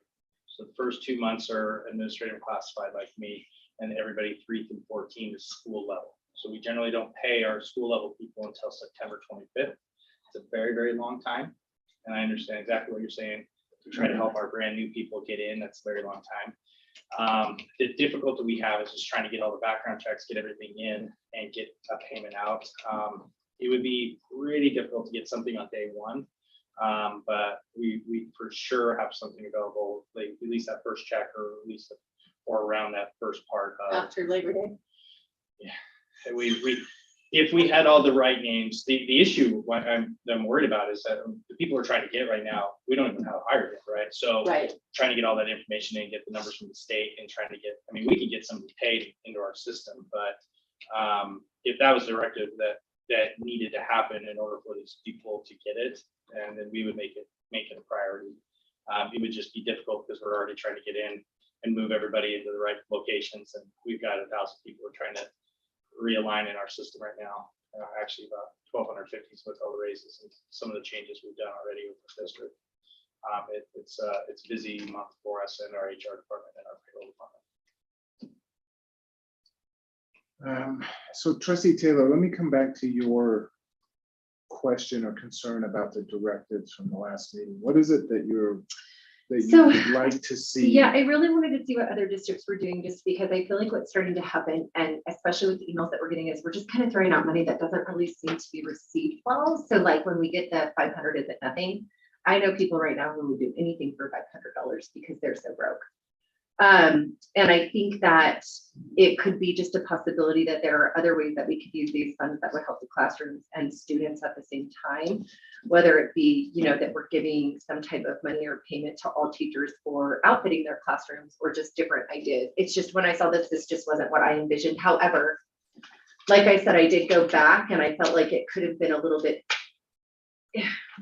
I've got some other stuff I'm going to say for some potential motions, but I just felt like, again, the directive was a three-way directive, really. You wanted to look at 1,000 new hire bonus for teachers. Marco wanted to have bonuses for new hire of certified staff.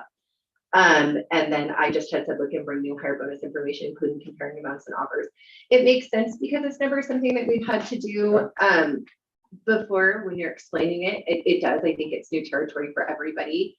I just, I hesitate to pull the gun quickly, not saying that the money won't be usable for these types of things, but if we're already hiring, if that's already happening, I don't want to convolute the conversation either. This is not, we're not the anomaly. Like we're not the anomaly for hiring in any industry. I mean, and we're just not the anomaly. Hiring is hard. So for me, it just doesn't sit well, but that's me. So in response to your request for staff to check with other school districts, did NAMPA reach out to other school districts and find out, or do they have? I am unaware of what. Hiring bonuses, sign-on bonuses, all that Director kind of Hamlin stuff? Chair of Trustees, I did not reach out. Very easily could. That was one thing that slipped me. Okay. Just wanted to, we were working. Talking towards- to the CFOs that I deal with, I haven't heard of anything. I know it's been tossed around a little bit at West Data, and Valley View has a little bit. I'm not as worried about Caldwell as much as I am really Valley View and West Data. Boise's hard because they literally pay Right. like $20,000 more. They're just rich, so we Right, don't yeah. really compete But with them. they're not doing them. But they're not, but additional usually- Chair Kirkman, Yeah. trustees, typically work travels pretty quickly. If a Yeah. district would do something like that, I think we would hear it and they haven't, so I could reach out. But the issue for us really was, we have folks with us, we should honor that more than we should a sign-on person. And then it became a dollar amount, whether we could afford that. Very much like Trustee Taylor had said, we also want to give some funds to schools and to kids and to teachers to go to outfit the classrooms and things. I'll talk about during my superintendent report, but it was just kind of a quandary there. But I still believe we do need one that would help us. I'm actually looking at Principal Chris here. I don't know if you would have any comments on this. I know he just lost someone today and has another opening. If he's out there in the field right now, currently hiring, so Mr. Chris, I apologize for calling on me out of the blue, is Mr. Chris, can you come up to the podium, please? I know you didn't dress for the occasion, but that's okay. It's warm in here. July, so- it's the July. Keeping all the July. spaces red. We don't. Thanks, board, for having me here. Nice, thanks for the invite up here. I think a sign-on bonus I do think it's a good idea. In my thinking, I really like the idea, and so I see it as two separate things, because I also, in all transparency, sit on negotiations. And so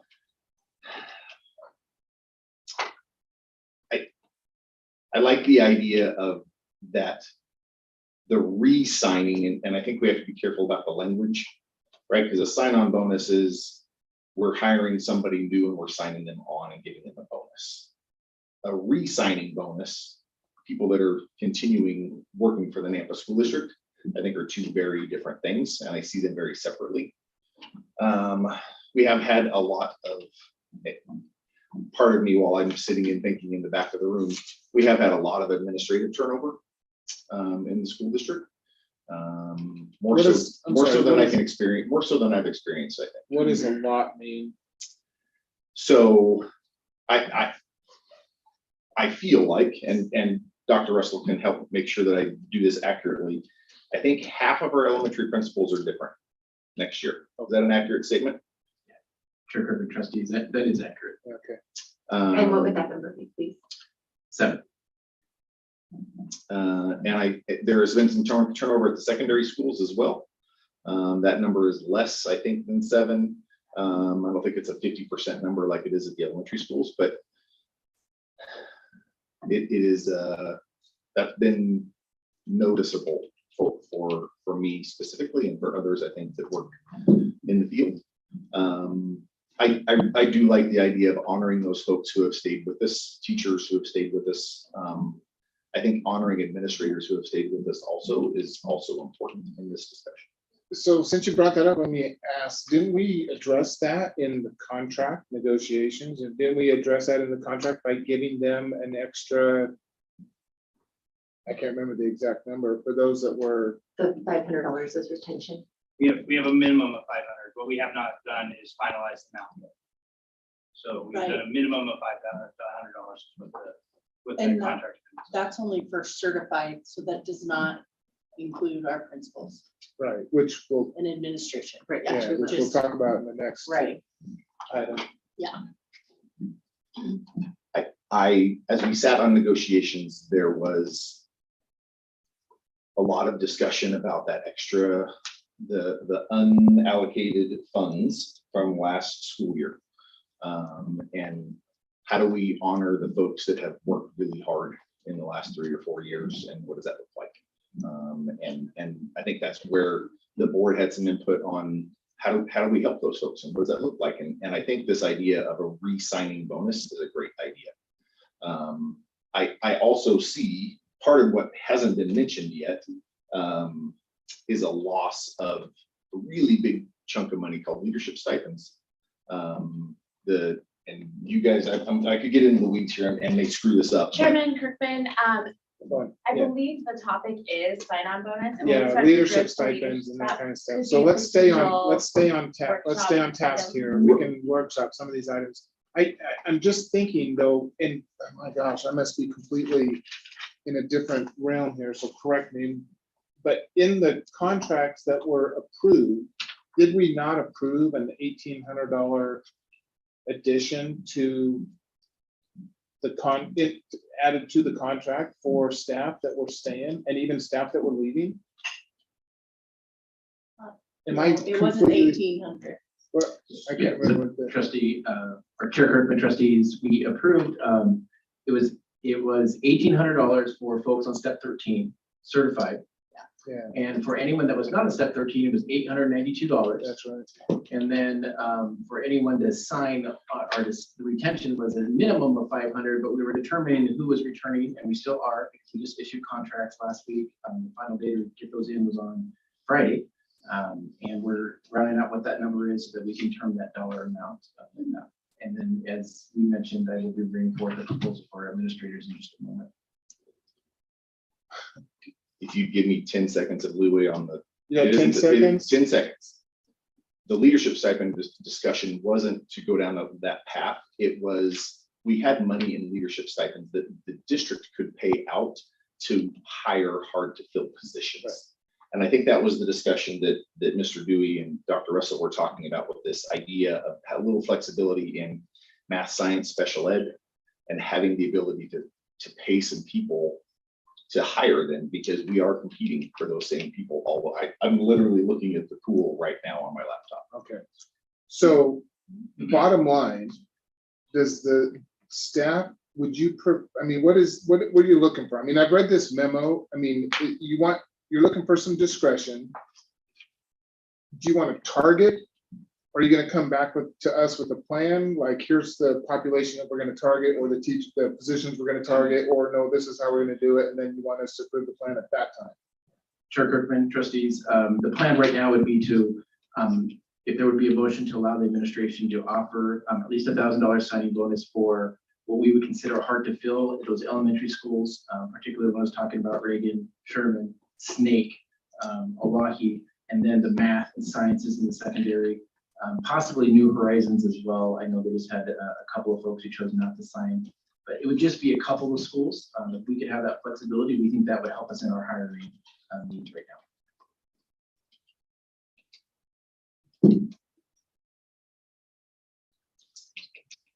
Or questions, comments, or clarification? Question would be, if, would this plan come back to us? So with the action requested, it's, I move the district administration work to develop a plan to pay new hired teachers in select locations and positions $1,000, et cetera, et cetera. So we're giving you leeway to develop that plan. Is this something that kicks back to us? No, This would be they're the asking infinite. for the money. Right, got it. That's all. To that fund it the is. plan that Got they'll it. put together. Yep. Chair Kirkman, trustees, if I can just clarify a little bit too, one of the plans hopefully would be so that our administrators could have word that they have this as an option. Because if it is someone that they're working with that is possibly thinking about going to validate for us, that could be an option to secure that one position, get that one contract signed to fill that opening. We're getting to the point where it's close, and that's why there is some flexibility wanting to that. I understand the board's desire to want to know exactly, but it does give administration some leeway that for us to work with our administrators to say, okay, yeah, let's apply that, or we need to apply it in schools. Principal, let your people know that if you're interviewing and they're interested in the position, that this could be an option for them. That might help us just close those last few openings.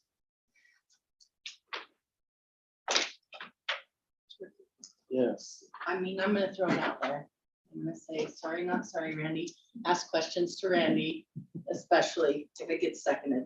I move that we approve a sign-on bonus in the amount of $1,000 to all employees, certified and administrative, that sign on with the district for the 2022-2023 school year, and all returning employees.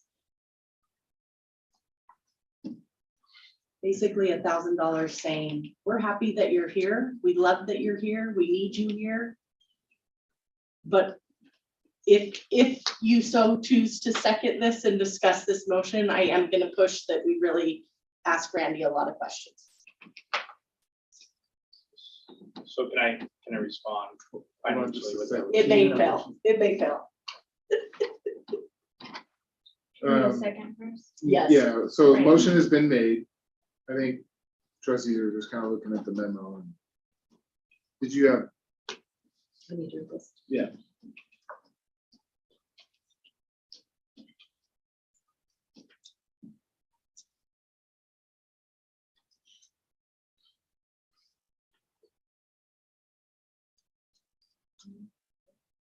So this one, you said $1,000. Basically for everybody. For everybody. Yes. Certificated and administrative was the clarification that you did put on it.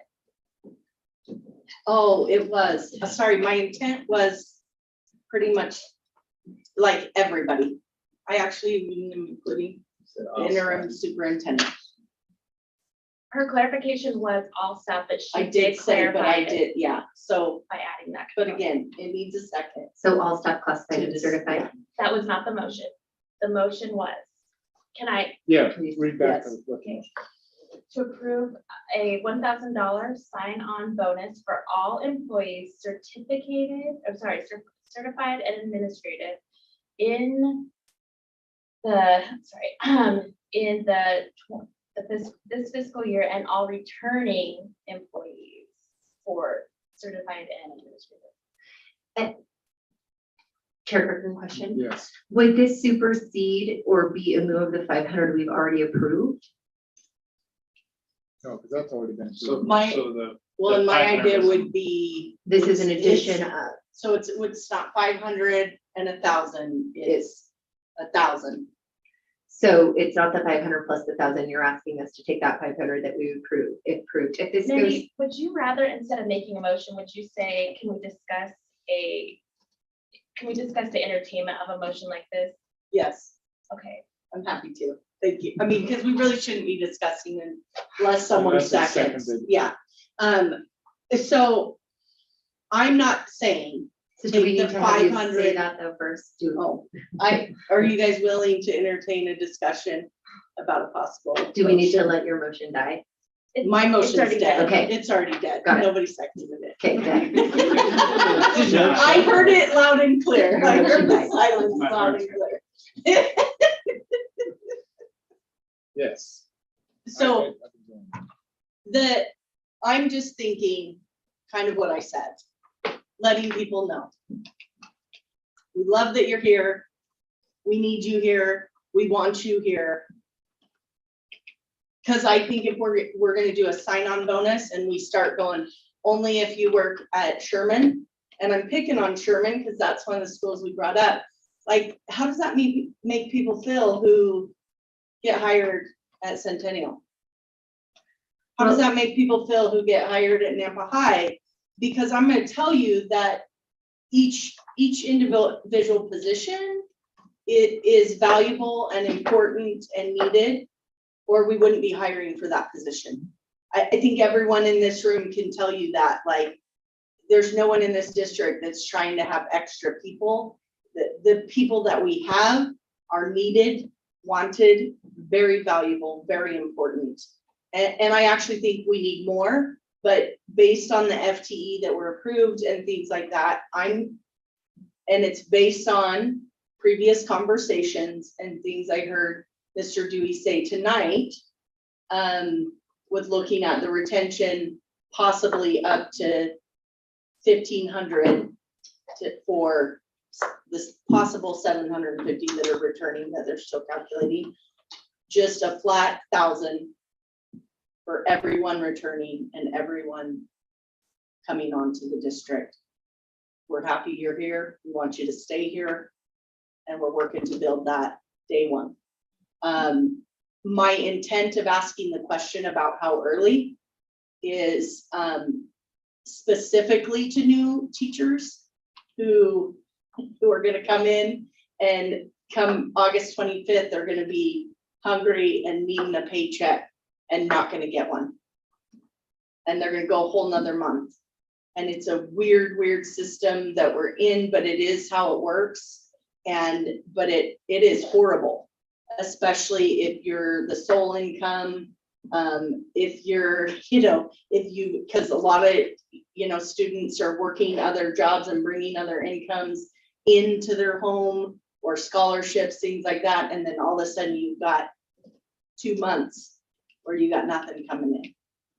So it would be a good, hey, we're looking out for you. I mean, and And that- definitely incentive to sign on. And that would be a difficult thing to do from a fiscal and a payroll perspective. Just how things are set up in this, but is there any, I don't know if the Nampa School District offers this or not, but is there any type of an advance that can be advanced if the payroll thing doesn't work out and the. So we have discussed in numerous, because I think it's actually even harder for our classified, honestly. So we have a lot of pairs that come in that $12 an hour, Yeah. $13 an hour people, right? They start middle to start of August on some of them. And they don't get paid until September 25th, but it is True. the basis. It is something that has driven me crazy for a while. We have talked about potentially doing some sort of a draw format for some of those new employees to help them throughout the year. We haven't implemented that. It's actually not very hard on our side. But what it does is then it shortens their next check. So we're kind of worried about that. This year's also somewhat of an anomaly since we're moving to the state insurance. We're going to have a double hit in insurance, which is still less than what they're paying now, but still it's a little bit hard there too. So we need to kind of keep that in mind as well. But with the draw or an advance, if you will, that's not gonna be, it's a bone, it would be the bonus. Just talking about a bonus, not advance on the salary. or Yeah, anything so like if we, that. if we were to do this, we would try to get something in. The issue is not everybody is in our system yet. It sometimes goes towards the middle of September when we get everything in, everybody in the proper roles and that kind of stuff. One of the things I also haven't heard is, are your people, or is it based on FTE? If we're talking people, that's a different story than FTE as well. Some people are less FTE than people, so I need to love clarification on that as well. So, and I'm thinking really easy, it's people. So, People wanna, so it's people Regardless that, of what FTE they have. and if they're ready to go, which I'm assuming Well, background checks and everything are done before they're allowed in the building. as they say, school starts what day? Right, So, so I'm just saying like, it's people, doesn't matter their position, it's all the same amount, dollar amount. I don't know if that makes it easier or not. we will make it happen regardless, depending on what you guys choose, we will make it happen for our employees. That is not an issue on their side. It's just a matter of figuring out, there might be a few people missed that we will get on a secondary one, but we'll get the majority of the people out. And if there's issues, we'll make it right for the employees. I will say financially, that is quite a bit more than what we had just done. I mean, if you think about what we just did, that cost us about $1.6 million is what happened in just the one we just did. Granted, it was $1,800 right, for 200, $1,800 for 270 people, $1,000, $800, $900 from the other one, another $750 for all our classified, right? And so that was $1,600, $16.6 million. To put in perspective, we did have about 4.3 million expected overage. So, so the money's there. It's just a matter of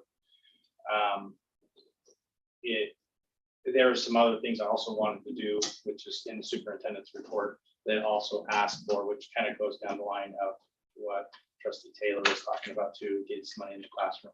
So I'd like to kind of make sure we address all of our needs, not just, I mean, the one thing also to remember, and I don't want to squash this idea, because I think it's a great idea, but the teachers already through the state are already going to get a bonus of $1,560 through state ARPA funds. It's a flow through of us that's going to be paid out in December as well. So just know, it's not like we're not paying, that's a flow through. It's not ours, it's what the state's already approved through their budget. So, but yeah. Chair, Trustee Dahlia. No, I appreciate the teachers, and I think through the budget and through the money that's coming in, I think we're doing good for them. And I think throwing more money just to everybody is not being fiscally sound, it's not being wise. We need to be really careful. And I know we talk about, if we don't give money to teachers, then I don't want people to think that we're not, because we have. But if we don't approve more money, I don't want people to think that we don't care about them, because we do. I think we need to stick with the signing bonus and table everything else. so can I ask one? Yeah. One thing I do need is to know how much we're going to do for retention. So that was that floor was no less than $500, but it didn't give a cap. So I need to know for our returning what was approved for the master contract. I do need to know that tonight, how much you're going to approve for retaining bonus for our teachers if possible. That was part of the motion that I had on there. Chairman Kirkman, Yeah. trustees. So one of the things that also followed up on the meeting was, it was a sign-on bonus, that's what's on the agenda. And then one of the things that happened at the end of last meeting, I believe it was during the superintendent report, Mr. Dewey spoke up and said that the board need to schedule a workshop to do some financial and budget setting with your priorities to help with that money. And that wasn't on the agenda to take care of this item tonight. But he also was talking about that extra money, having your priorities. And that was at the very end of the meeting during one of the reports that he spoke up and said that. So I have that on future board meeting agenda items, since it wasn't on as an action item. Chair Kirkman? Yes. Okay, so I need to come back so that I can understand this, because I was very sure that we had already approved a $500 retention above and beyond like the individual monies. So they were back paid. And I don't want to say back paid, but like we fulfilled what we believe to be that contractual obligation with the change in enrollment shift. And then we also, I thought, already approved a retention for every teacher at $500. Am I incorrect? So it was no less than, so we didn't give it, if the board believes, the trustees believe that it was $500, then that's what we. Well, is that what it was or wasn't? Well, yeah, because it's not a belief, yeah, like It's this not is, what we yeah, it's believe not what we No, believe, but So we're it's trying to no figure out. less than, so I don't think there was an amount other than, that's what I'm saying. And I think we left it open because we weren't sure what would happen with sign-on bonuses and that. So that's my worry. What we didn't want to do is have a sign-on bonus of $1,000 and then teachers were staying at 500. So that was I the, get it. so when it's all said and done, there's a lot of money at stake here, guys. We're talking, we're talking anywhere from $1.5 to $2 million.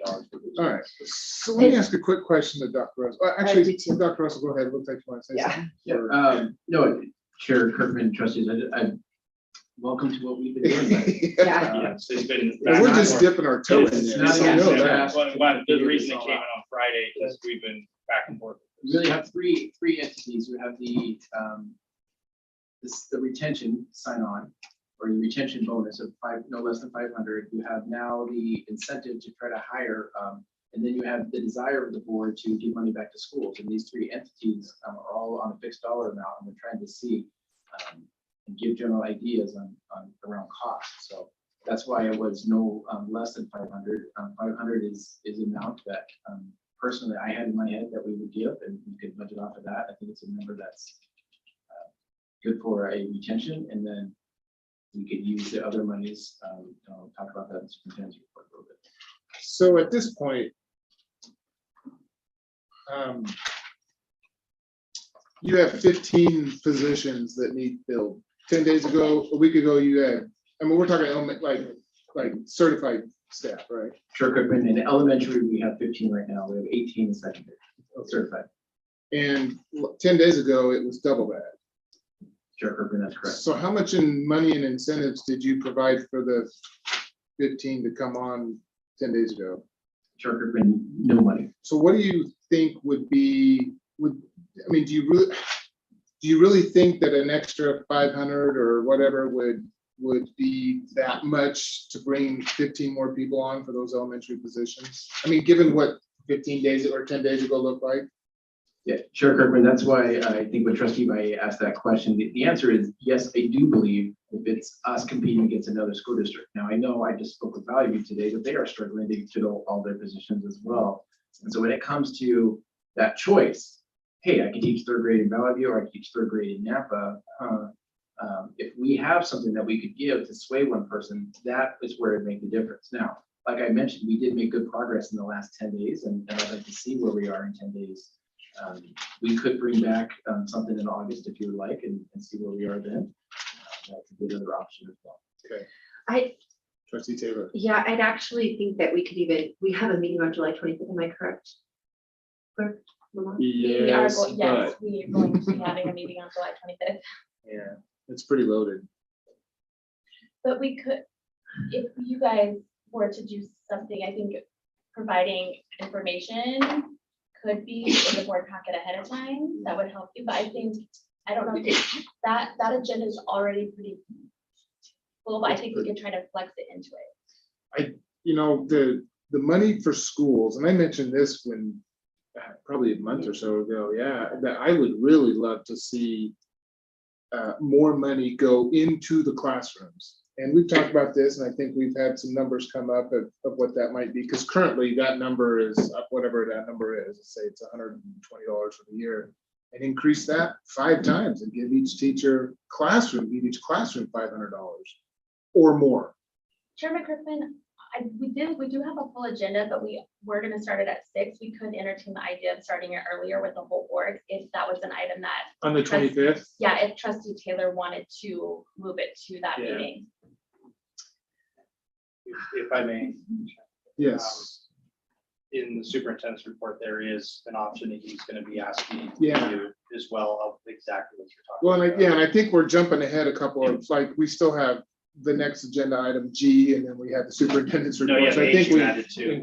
included a lot of this in there. So for this particular agenda item, the sign-on bonus proposal that's in front of us now, we've had some discussion, and Trustee Simpson has provided a lot of information. And what do you want to do? I move that we table agenda item F, sign-on bonus proposal, to our July 25th meeting, so that independently we have time to research, discuss with Mr. Dewey the financial obligation that this would commit us to.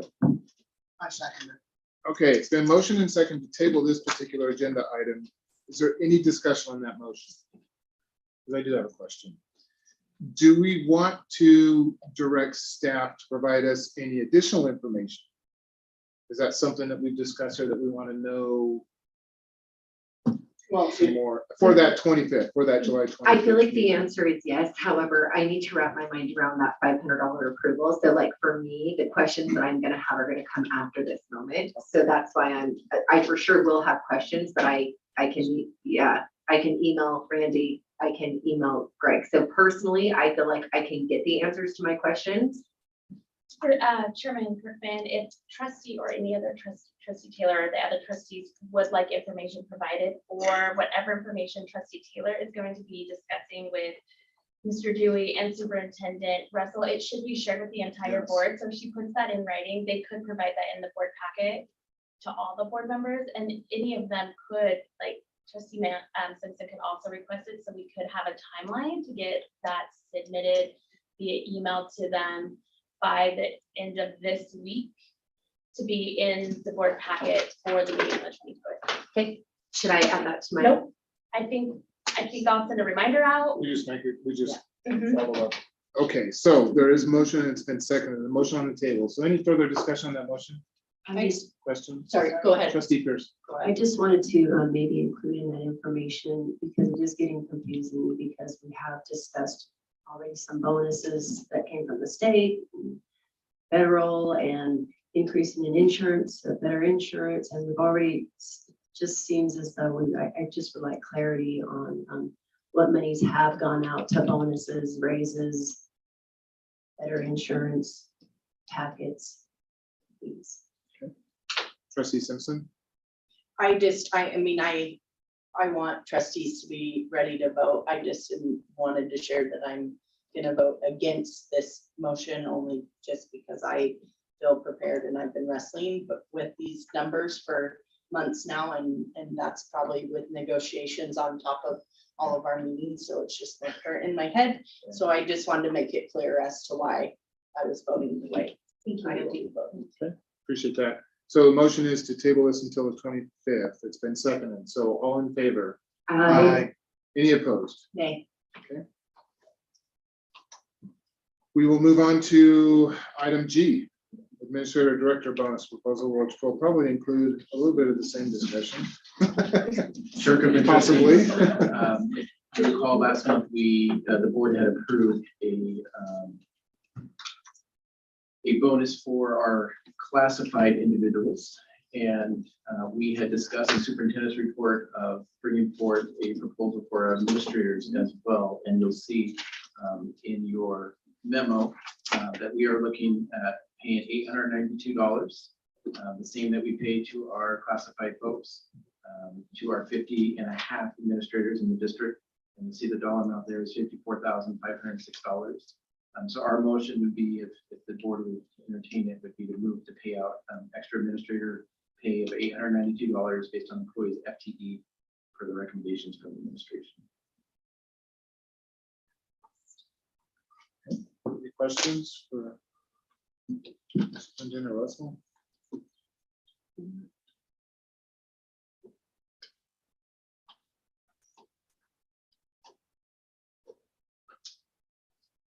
Oh, this is a tough one for me because I struggle with this because I see, and I mentioned this in the last meeting, and our administrators on the average salary. And I get the principle behind this and I get the why that this is being brought forward. But I'm looking at the practicality also, and our administrator's average salary is for an administrator in this district is $93,000. And I wonder sometimes is an extra $900 gonna, and I don't think it's necessarily about the money. I really do think that it's more from the district's perspective about, do we recognize and appreciate the administrators that what they do, and we do, but I don't know if the $900 is gonna send that message. Am I off base? I mean, am I out in left field? I just have a really hard time that this $54,000 could be better used for, again, classroom supplies, or added to the bonuses for paraprofessionals or whatever that might be. So we're not taking public comment, by the way.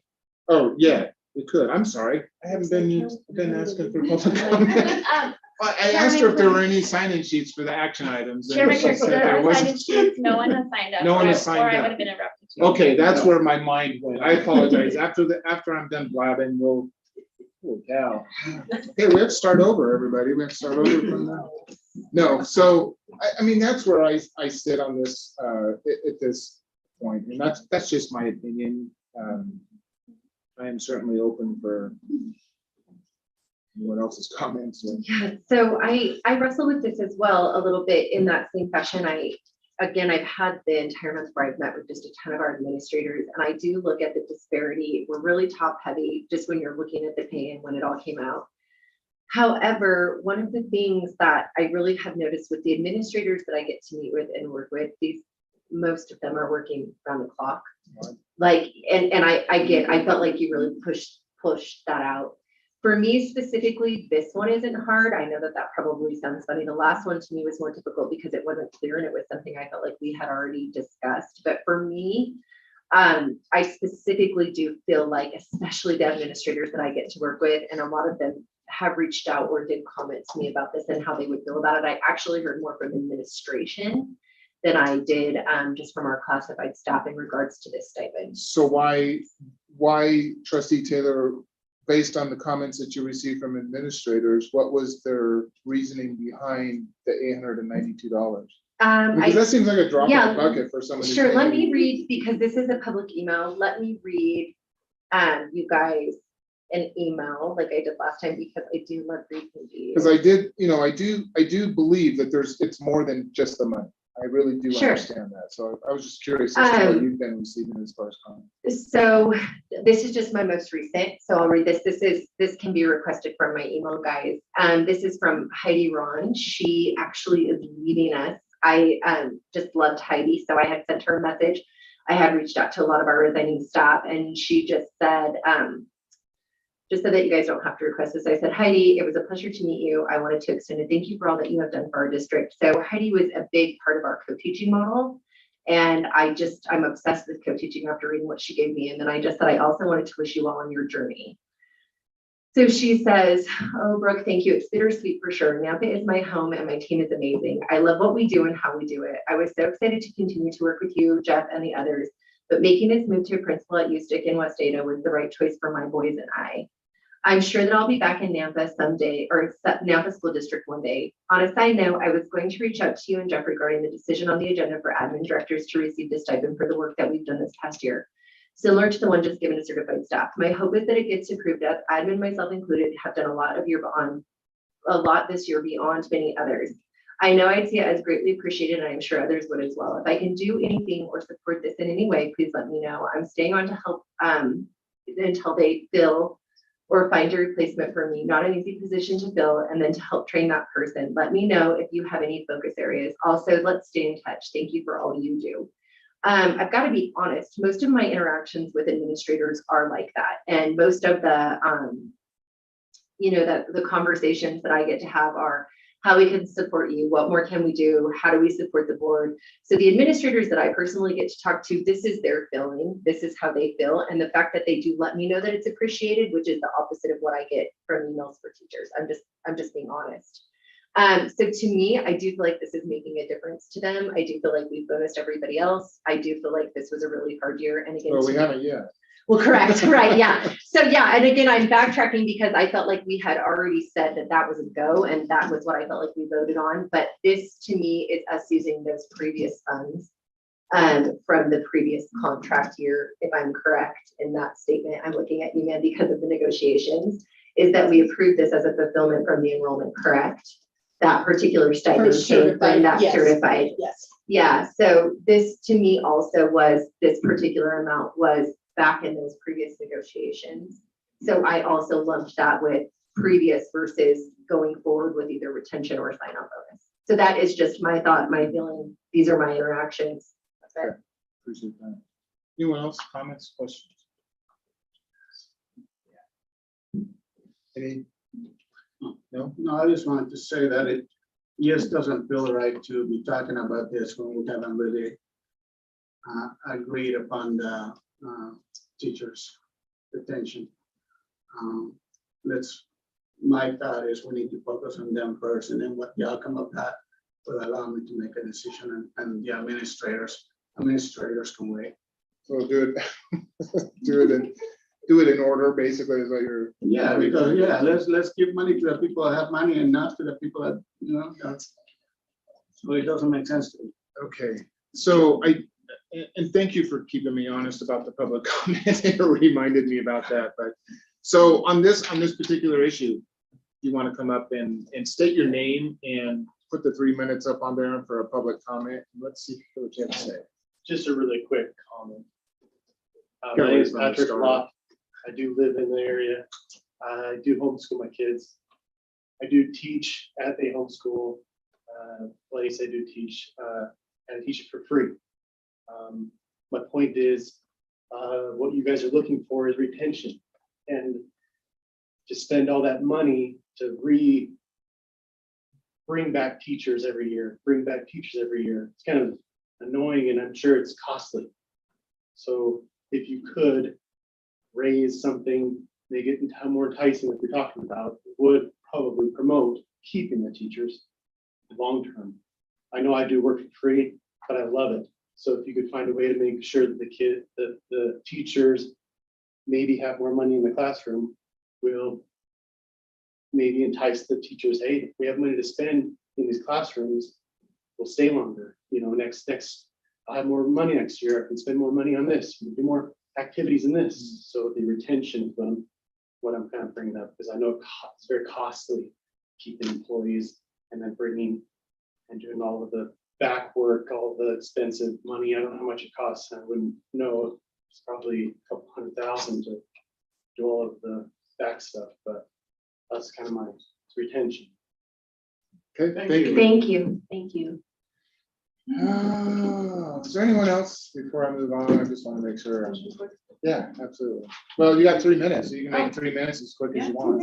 3 minutes. Just Super make quick. sure you state your name so we can get on the record. My name is Christine Lotz, and we homeschool, and if we pay taxes, and we sure appreciate that those go towards our community, wherever that ends up being and wherever those monies end up getting spent, and we sure would like equal opportunity, if that's the case, to be able to actually play sports. If that's where our money's going to be going, we'd like to participate 100%.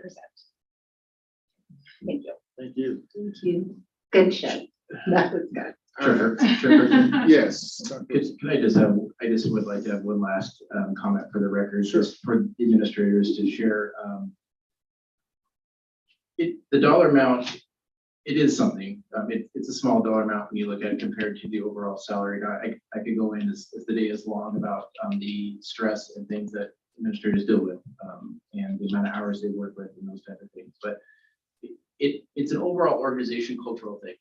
If classified, certified administrators do work together collaboratively as a team to benefit the children, I do think it would be a good, it would go over well with administrators if the board were to improve of additional pay as the classified and certified guide. It is something that we talk a lot about in negotiations, and it's something that really would benefit the district culture-wise. As Mr. Chris had mentioned, we have lost more administrators now than we have since 2012, when we went through our financial crisis. I believe the number is close to around 13, 12 or 13. I'll have to get that for you. That is a high turnover. Those folks that are here, those folks that are willing to join us, I would like to see them as the superintendent, like receive something. I think that would benefit the culture of the district. So I just wanted to state that for the record. And I want to clarify, thank you, and I want to clarify also, the $892 figure is because of the $892 figure that was already approved to certified staff in the contract, right? Correct. So this is not what this, so it sounds like we're talking about what we were just talking about, but it isn't necessarily what we were just talking about. So I just want to make sure that that's clarified also. So these are two separate issues. And we're going to discuss what we just, the sign-on bonus proposal later on the 25th. So yeah, I mean, I get what Superintendent Russell was saying. I really do. And I understand from an administrator's perspective also. But I really get what, Sorry. No, that's all right. you're okay. No, I was Trustee gonna say Taylor. Chairperson, but I also get where trustee Vega is coming from. I do, when we look at figures this large, it's a lot of money, and I appreciate the need for fiscal responsibility. So I do love when he brings those things up as well. Trustee Simpson? Go I just want to remind you all, we have been talking about this. We have talked about this multiple times. We've talked about all these things, and just people's time is valuable. And we are late. We are late in the game, not time on the clock today, but time in the school year and things. And I actually think we missed a boat. Like, maybe had we 30 days ago done our sign-on bonus, maybe 60 days ago, we'd done a sign-on bonus or a retention bonus. Like, we may not have the turnover that we're seeing. And yes, it's not a mass exodus. And I know I've spoken before about just education's different. It's different today, and it is tough. So you're gonna have those things from the last few years and there are lots of reasons for people to stay and to go and to move on and to find other opportunities. We have a huge, like, I have never seen a turnover like this. And I'm gonna tell you, I grew up in education. I was a gym rat my entire life. My dad taught, my dad coached. We were in that building from sun up to sundown. I've been around it a long, long time. And I'm gonna tell you that, like I've said before, every employee is valuable. I think it's important that we acknowledge, and you're right, I get it, it's a drop in the bucket. But I think we need to say it to our administrators. I'm gonna stop there because I have a motion if no one else wants to speak, but I need to wait my turnaround. Okay, you say all you need to and say all you want. Okay, I move that the district pay out for administrators and including the interim superintendent at least $892.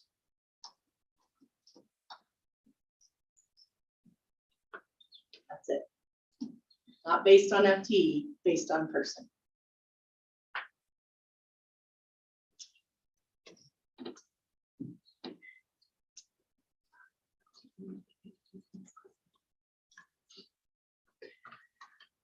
I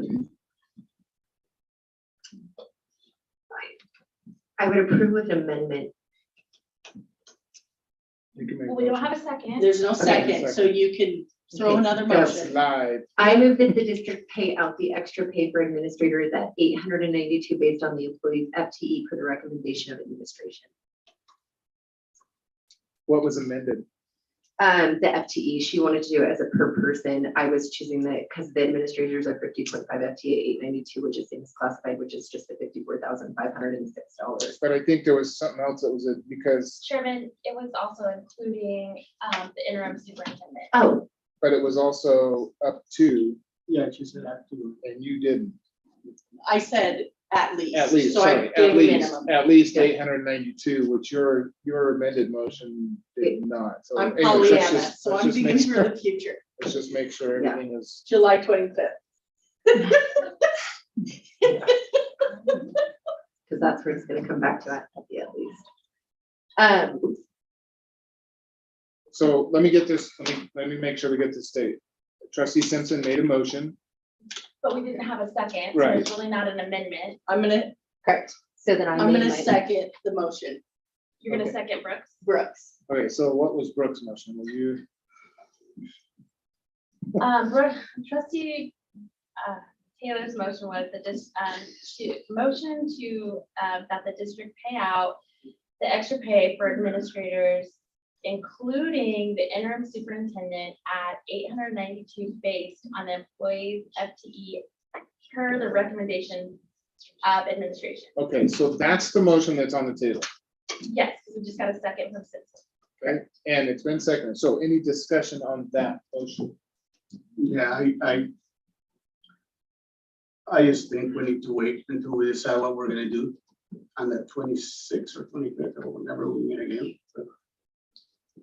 And from then I can figure out, if that's the right amount. That makes sense. Because I don't feel comfortable talking to a teacher and saying, yeah, we just gave money to the big guys. It doesn't make sense to me. So, But it's the same money that we actually did give certified. And we actually did, I believe, talk about classified, how is it gonna look different? So these are things that we've already done. This isn't a sign-on bonus. This isn't, the sign-on bonus is extra or possibly upping that. So this is something that we've actually already voted on When it for comes- certified and classified, but we didn't address it for administration. when it comes to money, a lot of times people just look at the amounts, they don't see the different classifications. That's just my feeling.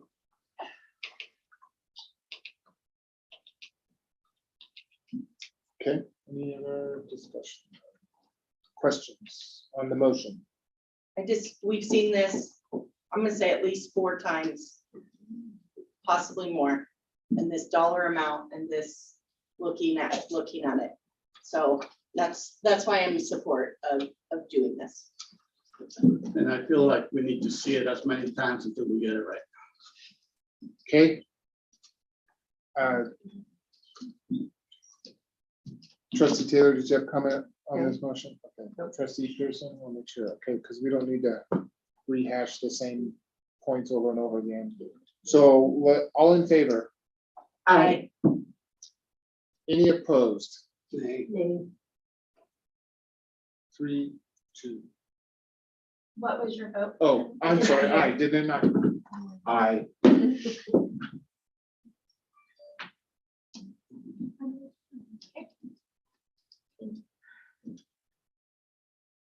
Is there, before we move on, in Roberts, is there any room for discussion on the vote? Chairman Kirkman, I don't I know don't know what what you mean. clarification you're Yeah. asking for about the vote. Are you were in Robert's rules and in Yeah, open it's meeting law, the you're not discussion on the required motion. to discuss how or why you voted the way you Right. did. So I'm not sure what clarification No, you it'd be want. discussion on the motion before the vote. That's where my. Okay, we will move on to, Vendor contracts. yeah, I was gonna say, what happened to this vendor? So Vendor You'll have contracts. to go up to the Oh, you consent know, and I agenda, just- that last one, that I just closed all those up thinking we did them. Vendor contracts. So here was my concern, actually, go ahead, I'm sorry, I just jumped in. Dr. Russell, please. Chair Kirkman, before you is the vendor contracts. Many of those are contracts that we outsource for services for our special education students. I believe I asked Ms. Cook, our director of special education, to be online in case she has questions. In case you have questions for her, she may be able to address these.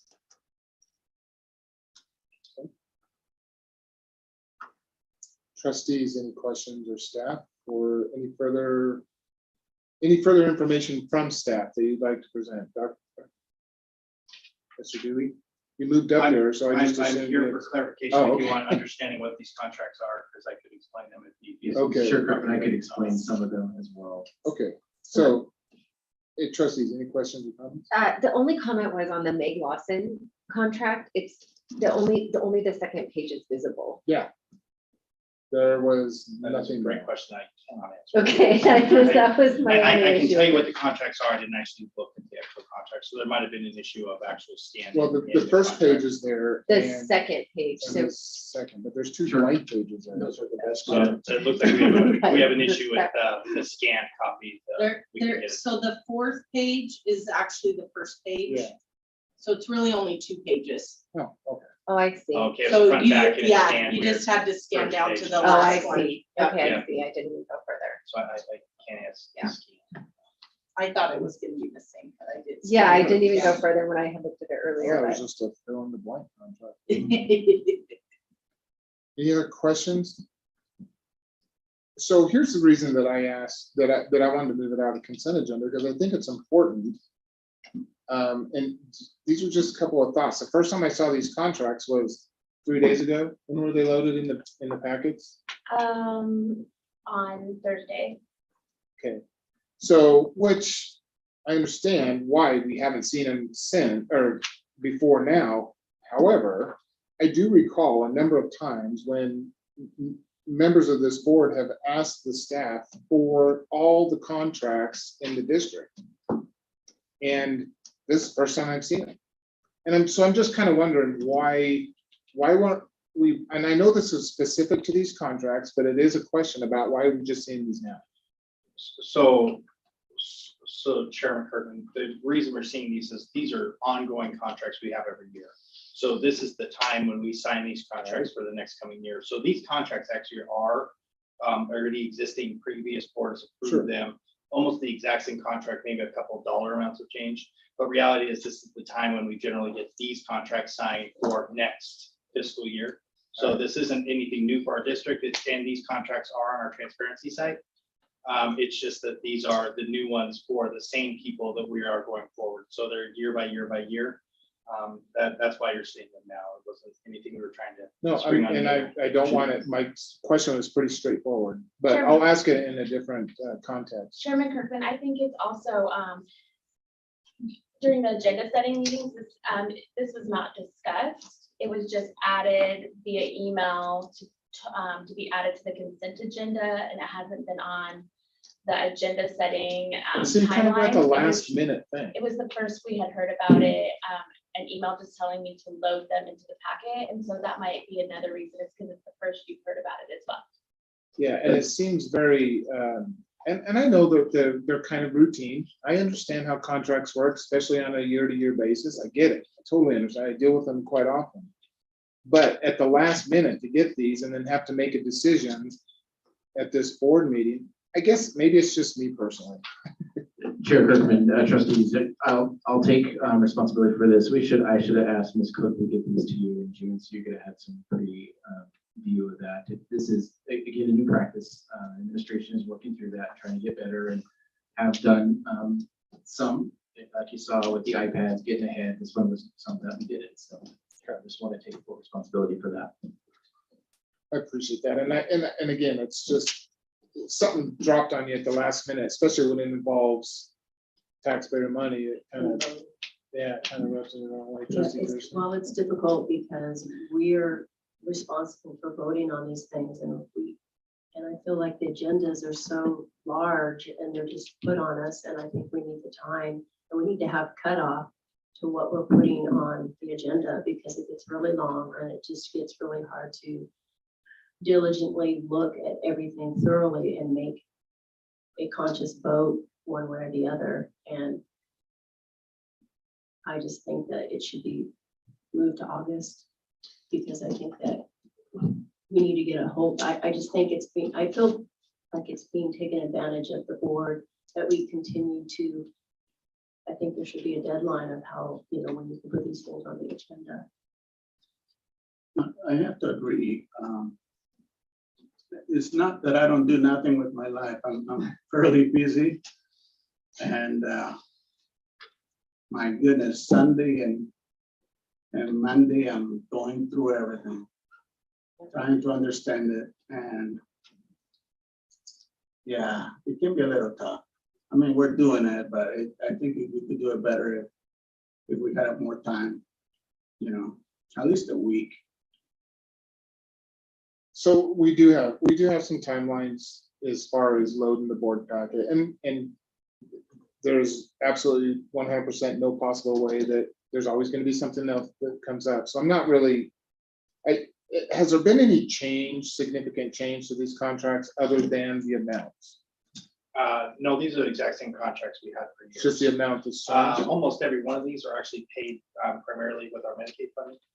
So the funding, like Chatterbox, especially with our SLP services to those, a lot of these contracts, we have no ability to provide these services in-house. That's why if we do not have these contracts, we will actually be out of compliance with our state and federal regulations. Just know that right now.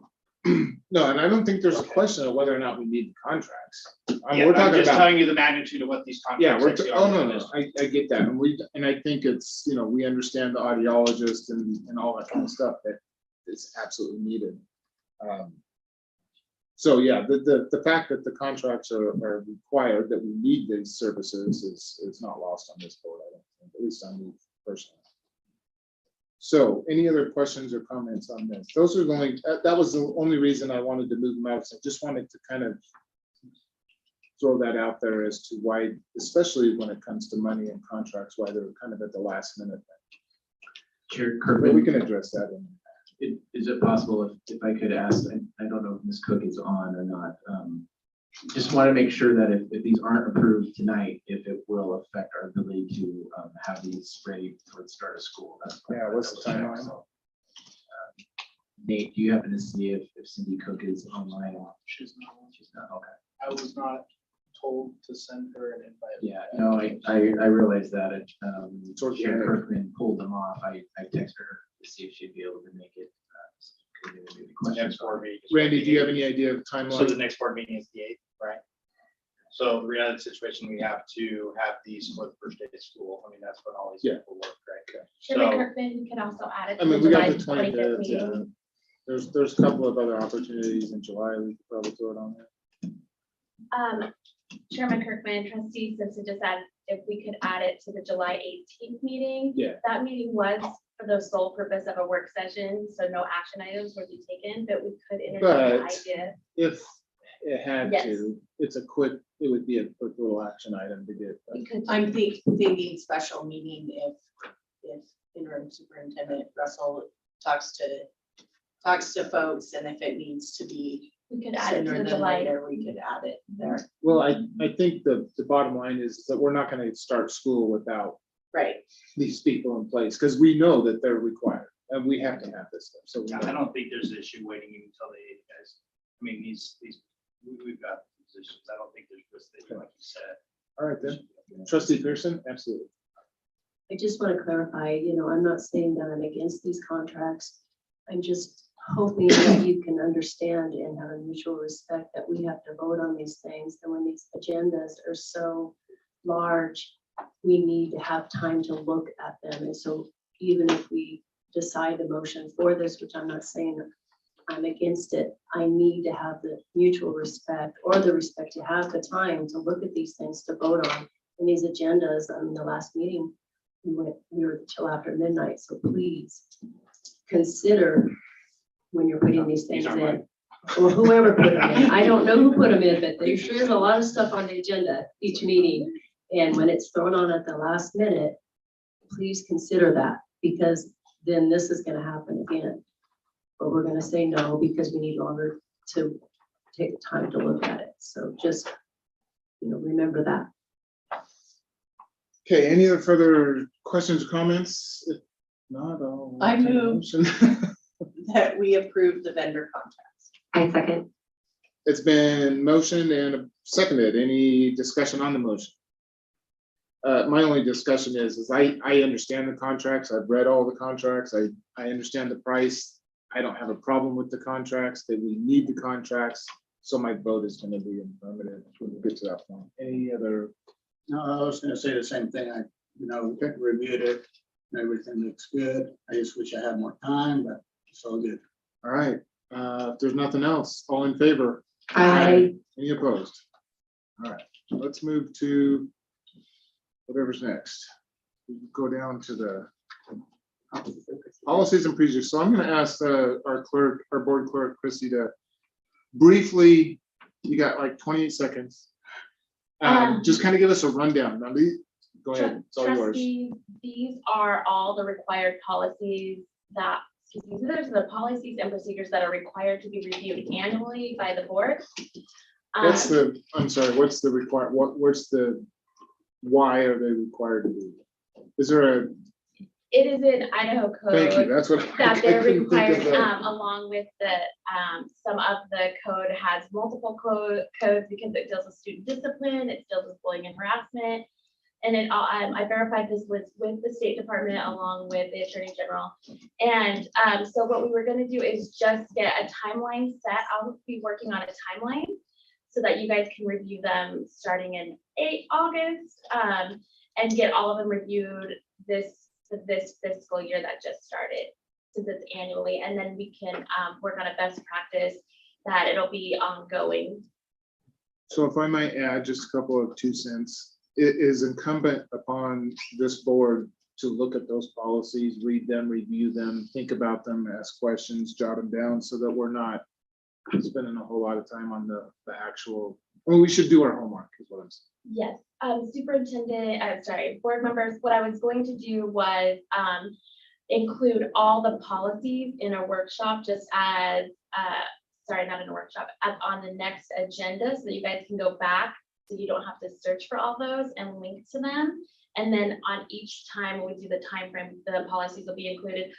Once I got this list verified, I did not pull the policies to load it into the packet because they are on the same site, but I want to make it ease of access to you. So I will be adding all those policies. I could also add it to this specific agenda if that would be useful. Can you print them for me? Because You don't read electronic? I will print them and have them ready. I'll let you know when they're printed. I'm the oldest guy here, come on. Okay, I just, so a practice that we previously, no, go ahead. Go ahead. Okay. I'm just, we got a couple of people that need yeah. to take a break, so I just wanted to make sure that we wait, let's just wait. Trustee Sensen. Looks like we're taking a break. Break time? I forget, everybody doesn't have teacher platters. We'll take a 10-minute health break. I think it's probably just a 5-minute Okay. break. My that air conditioning is not working. It's just all of a sudden. Do I need a break? I couldn't even get to the. I apologize. No.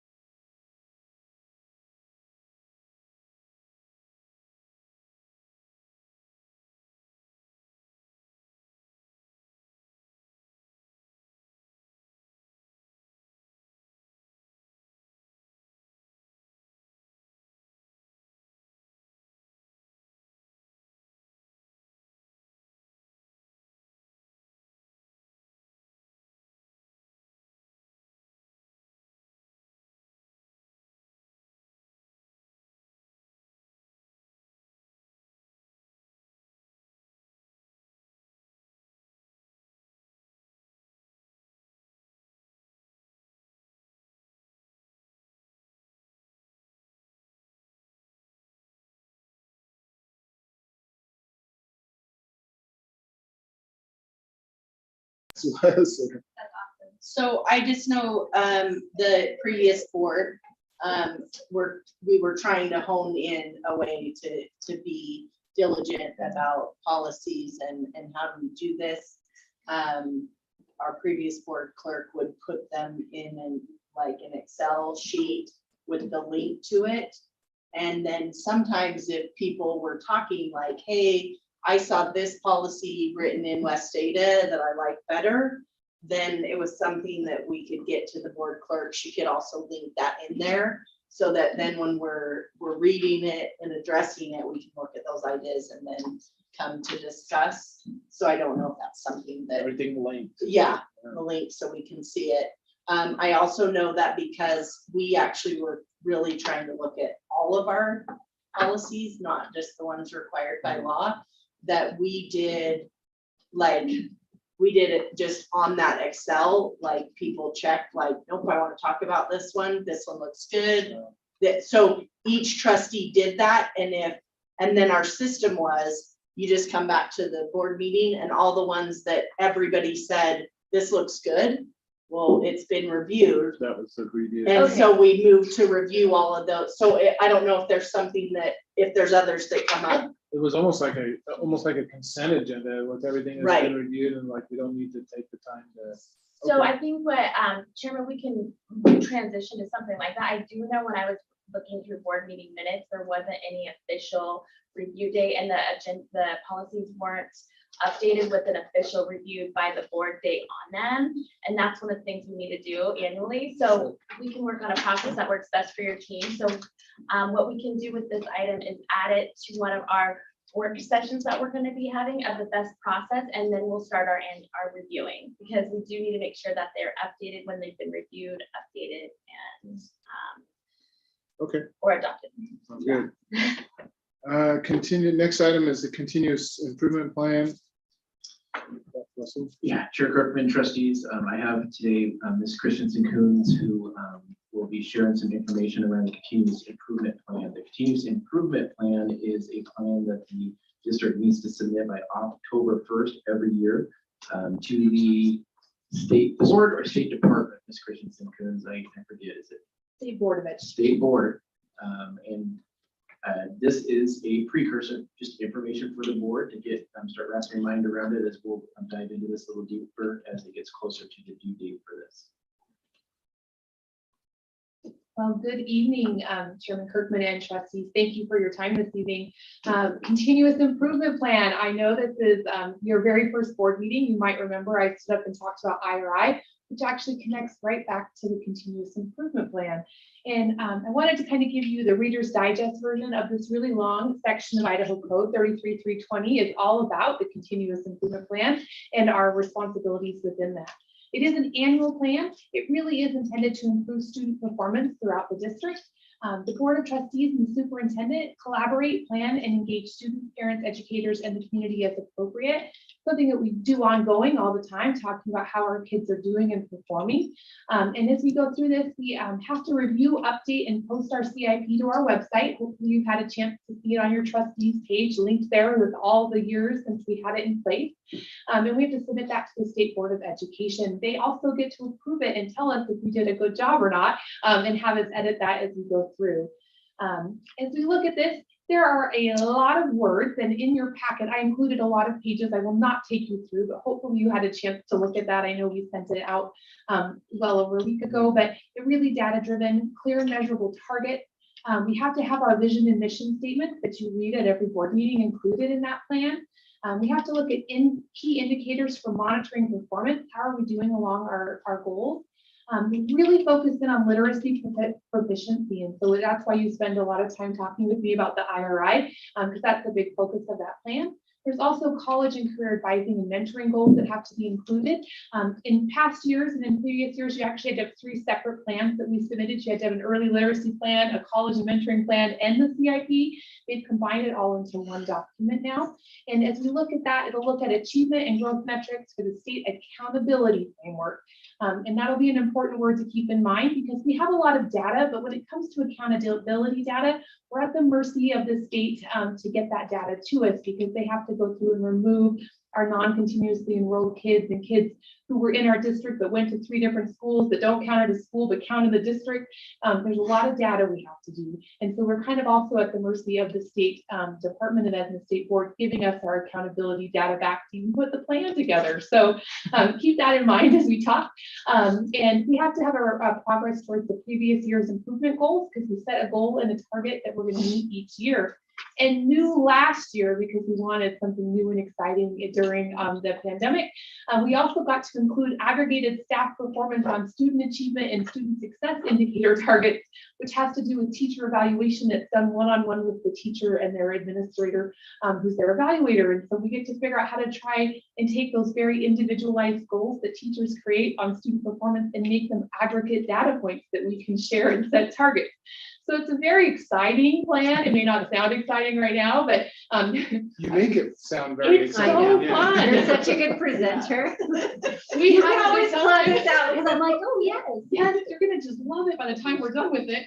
Don't worry, last year we had to do without being in a work session, and I was like, everyone turn the page, like I did my best to get us through it. So I say that to you because it is a lot of requirements, right? When we look through that Idaho code, there are a number of things we have to include. And there's a lot of tools and documents that the state provides to us. So the State Board of Education, when I put this together, we were all patiently waiting, and it came out on Friday. We finally got our template, but they provide templates for districts to use to meet the requirements, divided into sections to meet all of those things outlined in statute. By itself, it's not the most friendly document. If you had a chance to look at it, and we'll look at it here after I get through these slides, it just gives you a target and it gives you your next target. By itself, it would not help you a whole lot to be able to set goals and to really look at performance and see that growth. And so we also, as an administrative team, put together a very detailed data display on each of the required components. So you can see our past performance to help in that target and goal setting as you go. And so we do also try to make it a very well illustrated document for you to kind of describe the CIP requirements, because there are so many that are included in there. So we do try to put a very nice data display together for you. Previous boards who have sat in your chair in this very complicated document that we complete each year have even had us put proposed targets together so that they have a starting point for their discussion to see if that's where they'd like to set their targets. One time they said, let's not do that and let's set it ourselves. And then we made it a few hours into the meeting and they were like, take it back, let's try that again. So please think about how you would best like that done. But I also want to note that we have to use state accountability data. So as much as I am one of those people who loves to get you stuff as soon as I can in your hands, I am at the mercy of the state producing that data, and they are behind a little bit on letting us do appeals and those things. And so we could have some tight timelines in September because we have to have them give us our report card data back that's been approved across the state so that we can even set the targets and goals and put those data displays together for you. So keep that in mind. Because I hate being late for a deadline, but we may just have to be like, okay, we are patient people, we can do this. So as I say that to you, they did release them when they had not done that yet, but they gave us a template. And so I put some timeline considerations for you to think about because it's so much information to get done and have approved by October 1. But the part that we might be able to look at early, if you would like, and maybe look at a work session in August, is on the aggregate staff performance data. So I'll go through every single certified employee's evaluation and look at what they selected, and we'll help put some data together for you to see how we did compared to last year in our performance targets, and be able to dig into that. In mid-September, and that's a really muddy one because it'll depend on when they release that state report card data, but a work session to review the data and those proposed targets. It will not be nearly as heavy as the data that you see in there. Last year, we had to do a pre-pandemic, post-pandemic impacted data because we had a missing year of data, right? Because we didn't give our end of year assessments back in 2020. And so we had to look at a lot of data points, and that was probably our hardest CIP creation we've done yet. But this year should be easier because we'll have end of year data to look at. But we should be able to look at all of those data displays. And again, if you want to look at proposed targets, the administration can put some tentative ones together for you to go through, or we can let you set them yourself. Usually in the past have used previous year's growth metrics to determine what's a reasonable amount of growth in a year. And so that may or may not help you out in that process. And then we'll need probably a special board meeting because mid-September might be when we're able to do that, but then to actually approve that final CIP submission so that we can get it posted to our website and submitted to the state board by October 1. And I just wanted to take some time tonight because it is not the most exciting thing in the world. And you'll open that one other document. While he's opening that up, from the special board meeting to October 1st, how much time do you need to submit that to the state? Like right when we approve, from when we approve it, or if we approve it, when we approve it, She's to October 1st. She's like, oh, I'm ready. I'm ready. No, all I have to Just do a is hit send, submit? I actually need it posted to our website first to our continuous improvement plan because I have to send a link to them that to prove that I have posted it to our website as well as just. So a email it day, with then, the- I will. Yeah, it wouldn't take very long at all. Yeah. And which Again, is this one? it is that one. Superintendent, No, Chairman Kirkman, unfortunately, I have seen some boards approve it the day before. And send an email to the state board, letting them know. With some justification. and Yes, reason. and then also updating it with the link once posted. Not that we want to No, be we'll make it happen. like that, but worst Yeah. case scenario, because you are a new board that I'm assuming some of you haven't seen any of this data and want to understand cohort data as well. I do my best and hopefully you maybe had a chance to peek at some of the data displays in there. If not, they're pretty fun. We'll have a good time with it. Don't worry. But this is the actual document, part of the document. There'll be some pieces. The narrative we're usually able to get grandfathered in from the year before that describes some information to them. But this is the exciting information we submit. It just tells them what our performance target was that we chose them the year before, and then what our performance target is for the next year. By itself, this document is not very helpful to you, right, without the data display to help you kind of look through it. But you'll see that they've really chunked it. So all students will be college and career ready.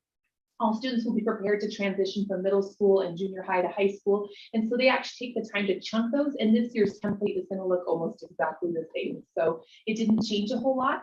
The part I do want you to kind of keep in mind, in just as you get a chance to glance at this, the areas that are highlighted in color for the performance metric are required by the state. We don't get to not do them or change those. Those are a must. The ones that we did get to add are the achievement gap for historically underachieving groups will decrease. That was something we really focused on, was decreasing that achievement gap. And those were some of those areas that we looked at. It's one of those sticky ones that because we have it in our plan, we usually have to carry it forward and give our performance, but maybe it's not something we want to add on. We only have to choose a few additional metrics that we add in there that are really finite data points that we can give to the state board. And so the ones that are not, that are in white at the bottom there, those are the ones that we added as the board chose to add as an option. And if you scroll on to the next page, you'll see that there's a few related to access as well. So those were the items that the board chose to add as an additional item, but not required. And then you'll see the literacy proficiency, the yellow ones are required. We don't get to opt out. But as we scroll through, there's also one where we have to set an additional district goal. And our literacy expert, if you scroll this down a little bit, adds one additional or two additional goals each year that we look at, and the board kind of compares and looks to see if that's something that's important to them as we're making that determination. So again, we really focused on the percent of kindergarten students who scored below proficient on the fall IRI, who gained, and it cut it off, but who gained at least a year's worth of, or gained a proficiency level. So jumped from, they were a 3, they jumped to a 2, or from a 3 to a 1 to the proficient level. So, and then the last section in here that we'll look at, and it's very nice, it's the same this year, it's going to be orange if I remember correctly, and that's all about college and career advising and mentoring. All those items in orange again are required by the state board or by our statute, and so those ones are ones we fill in, and then we get to select on the next page just a few additional goals that our college and career advisors really looked at how we could gather information and what was most important to them. And so we've kind of used our collaboration with our schools and our folks in those roles to kind of identify and outline those pieces and parts.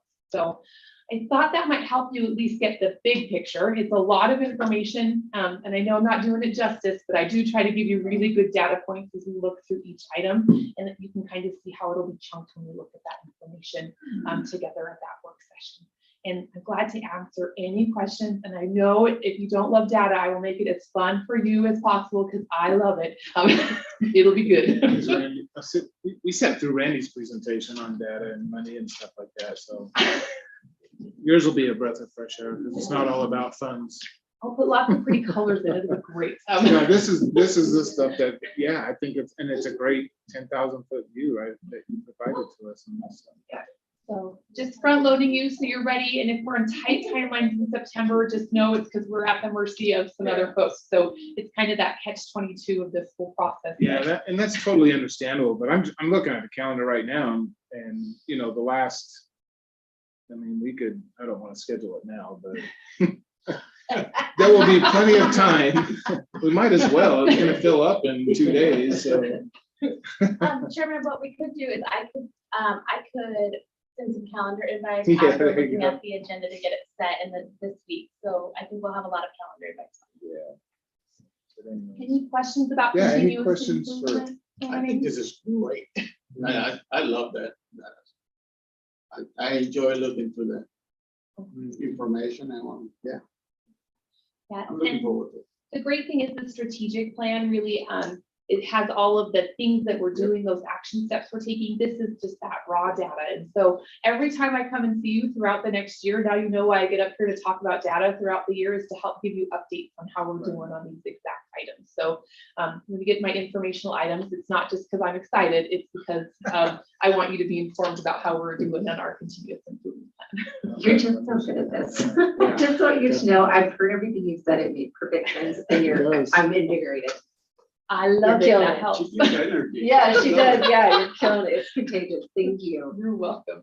And I cooled it off in here, so we're almost down to Right. 72, so we're getting there. Right.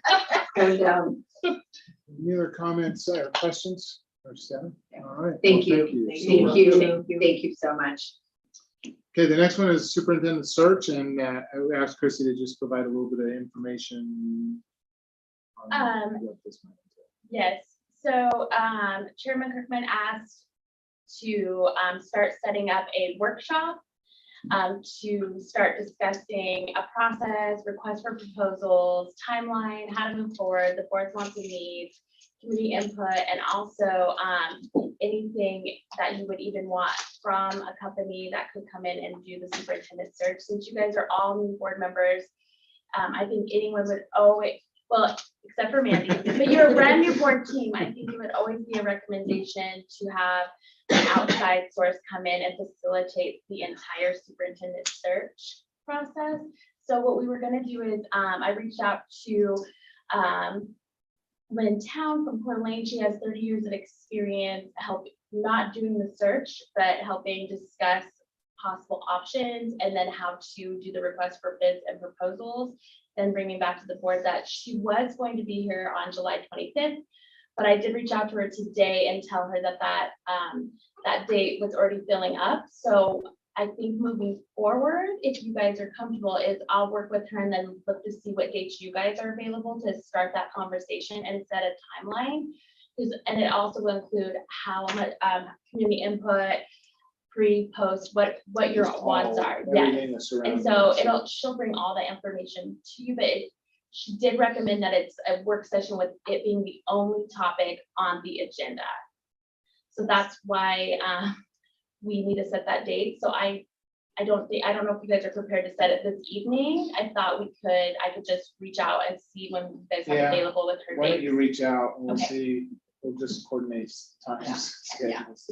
But I think, do you guys want to try to get this on the books prior to the end of August, or do you have any timeline like that? Because you got everything's filling up, so I'm just asking. Sooner the better. Okay, perfect.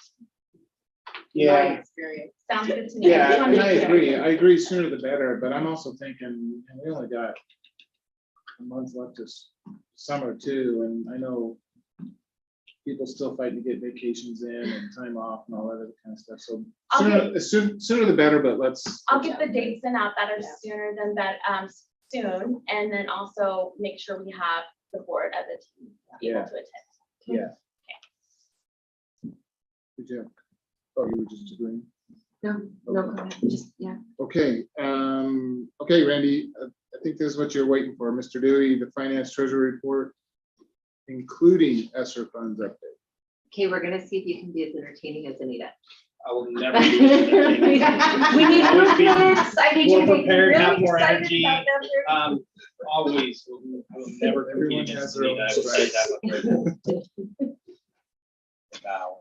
Any questions? Just one thing I do want to remind you, this is quarter 4, but the numbers aren't final because until the audit is done, we have a bunch of expenses that come in July that get accrued back. Our final payrolls again pay out in July and August for our teachers and our certified, our staff in the schools. I didn't have any I don't questions. have any questions either. Anyone? Yeah. All right, that was easy. Well, we do have one thing on here as well, excess revenue school distribution. That's on this one and not. Oh, that it needs superintendent's. to be approved? Oh. What? So I don't know where that one was. It was an action item I would hope that we had done, but I'm guessing it's going through. Chair Kirkland, trustees, it wouldn't be an action item, it'd be more informational item I was going to share around the request for the board had around getting money into schools. And so some of this tied in the conversation that we had a little bit earlier, but Oh. I can cover this in superintendent's report as well. Okay, As we'll transition well, to that it's now. now time for superintendent's So- report. What, to honor that request from the board, what we're looking at here that we could bring back as a future action item if the board would so choose is to looking around $1 million to go into the schools. That we broken up into 2 basic chunks. So one chunk around $600,000 that could be used for teachers to get new furniture to retrofit their classrooms and things and supplies that they need in their classrooms to help benefit them. The other $400,000 would be given to schools to essentially double the amount of money that they're giving in the discretionary budgets that teachers could then use throughout the year or apply for field trips, grants, whatever they want. Which looking at the numbers to double it from an administrator's mind who's done it a long time, it's astronomical the amount of money that you could possibly have. I couldn't believe it when we ran the numbers. Typically, it's $33 per student is what you receive for discretionary funding. This would essentially put it $66 per student, so essentially it double it. So going back to my principal days when I was a principal at Reagan, just running those numbers through my head, thinking I could possibly have $35,000, $40,000 of discretionary funding instead of 15 to 18 or 20,000, whatever I have. It just could be a lot of options. So a lot of neat things that we could give back into the schools and try to push that. Just want to let the board know that if you like it, we could bring this back. If there's more information or if you have questions on that, you can send that to the administration and we can try fleshing that out so it's better. But I want to let you know that we are working toward that. I love everything about I do this. too. I love everything about it. I love it. I beat you to it. I love it. Yeah, I absolutely love it. And it really goes to the gentleman's comment about, is this one of those things that could incentivize a teacher to stay in the classroom or to come into the district or to stay here? If I got an extra $1,000, oh man, because I hear a lot of teachers say that, I'm spending my own money and went out and anyways, I love everything about this. Chairman Kirkman, is this something you guys would want to be added to that finance budget workshop that would include sign-on retention, back to school, and this before it being an action item? Yeah, when would that be? I believe we'll be setting a meeting after tonight. Because we gotta make this happen quick. I'm almost thinking, I was gonna add it to the 25th meeting, if that would work soon enough, that way that they could get enough information to you. Yeah, The 25th of July, and then you guys could take action at that meeting or at the August 8th meeting. But you did discuss setting up a budget workshop. I think it would have been to discuss the sign on, that's what you just discussed this evening, and I Yeah. think this would fall within that. so we'll just same throw all thing. 3 items on there. Correct. Yeah, because And I don't know if we it want to do it at includes- that meeting, so I don't think we set the exact date. I think we look at the agenda, and because this might be a longer discussion, setting your guys' priorities. So we might be able to do it sooner. So I could also email that date and get a September one Okay. after you guys can find one. Mr. Dewey? Yeah, So one thing I just wanted to explain, the reason we split it up into two is, a lot of the schools need a lot of furniture. And so what we noticed was I talked to a lot of principals and they're like, you know what, I buy more desks, I buy more chairs. It's better for us to buy it as a district level. And when we buy these, we buy them on the truckloads. So we buy 1,000 chairs at a time, we buy 400 tables. And so we have to put it out to bid potentially. So so depending on what we have contracts wise and that kind of stuff, and with the supply chain issues, there's a good chance some of this furniture might not even arrive until next calendar year. So depending on what we have, the longer we have, I mean, I'm saying not to hurry because it's not that big of a deal, but I just want to let you know, that's the reason we split it into 600 and 400, so we can actually commingle all of the furniture. I thought I saw 1.4 up there. 1.4 is basically what I said is if we were gonna do the $1,500 retention, that was gonna be about 1.4. There was okay. that, so this is saying there was about another $1 million available. The $1 million available would be split as $600,000 to $400,000. That's basically what I was saying in the middle. Yep, good stuff. Sure, Kirkland trustees, last thing on the superintendent's report, we just want to do an update on where we are with hiring positions. We discussed that a little bit earlier this evening. Right now in elementary, we have 15 open certified positions, 18 classified at the elementary level, 15 certified, 18 classified. At the secondary level, with our middle schools and our high schools, we have 18 certified and 8 classified. And we have a few at the district level. One district administration position open and a couple of classified positions. So have made progress as mentioned earlier. Right, we did issue contracts towards the end of last month and got them out for the July 1. Asked to have contracts within that 10-day window signed by July 8th, I believe was Friday. And right now we have 28 unsigned contracts. That is not abnormal. We try to train our staff the best they can, but staff are out, sometimes vacation, who knows, they could be rock climbing right now and forget to do that. But we are asking administrators right now to call, to get a hold of folks to say, hey, you got your contract signed. And when folks sign, we've asked administrators not to really let folks out of their contract. So that because of the difficulty of hiring, that if you sign a contract, you're staying with us. And we have asked our administrators to communicate that to their folks as well. So that's where we are now. We're happy to give an update on the 25th and update where we are the next few weeks. Right. Okay, next item on the agenda is any possible future items, and I think we've talked about quite a few of those. But Trustee Simpson. So I think it's typically around July where we start looking at handbooks.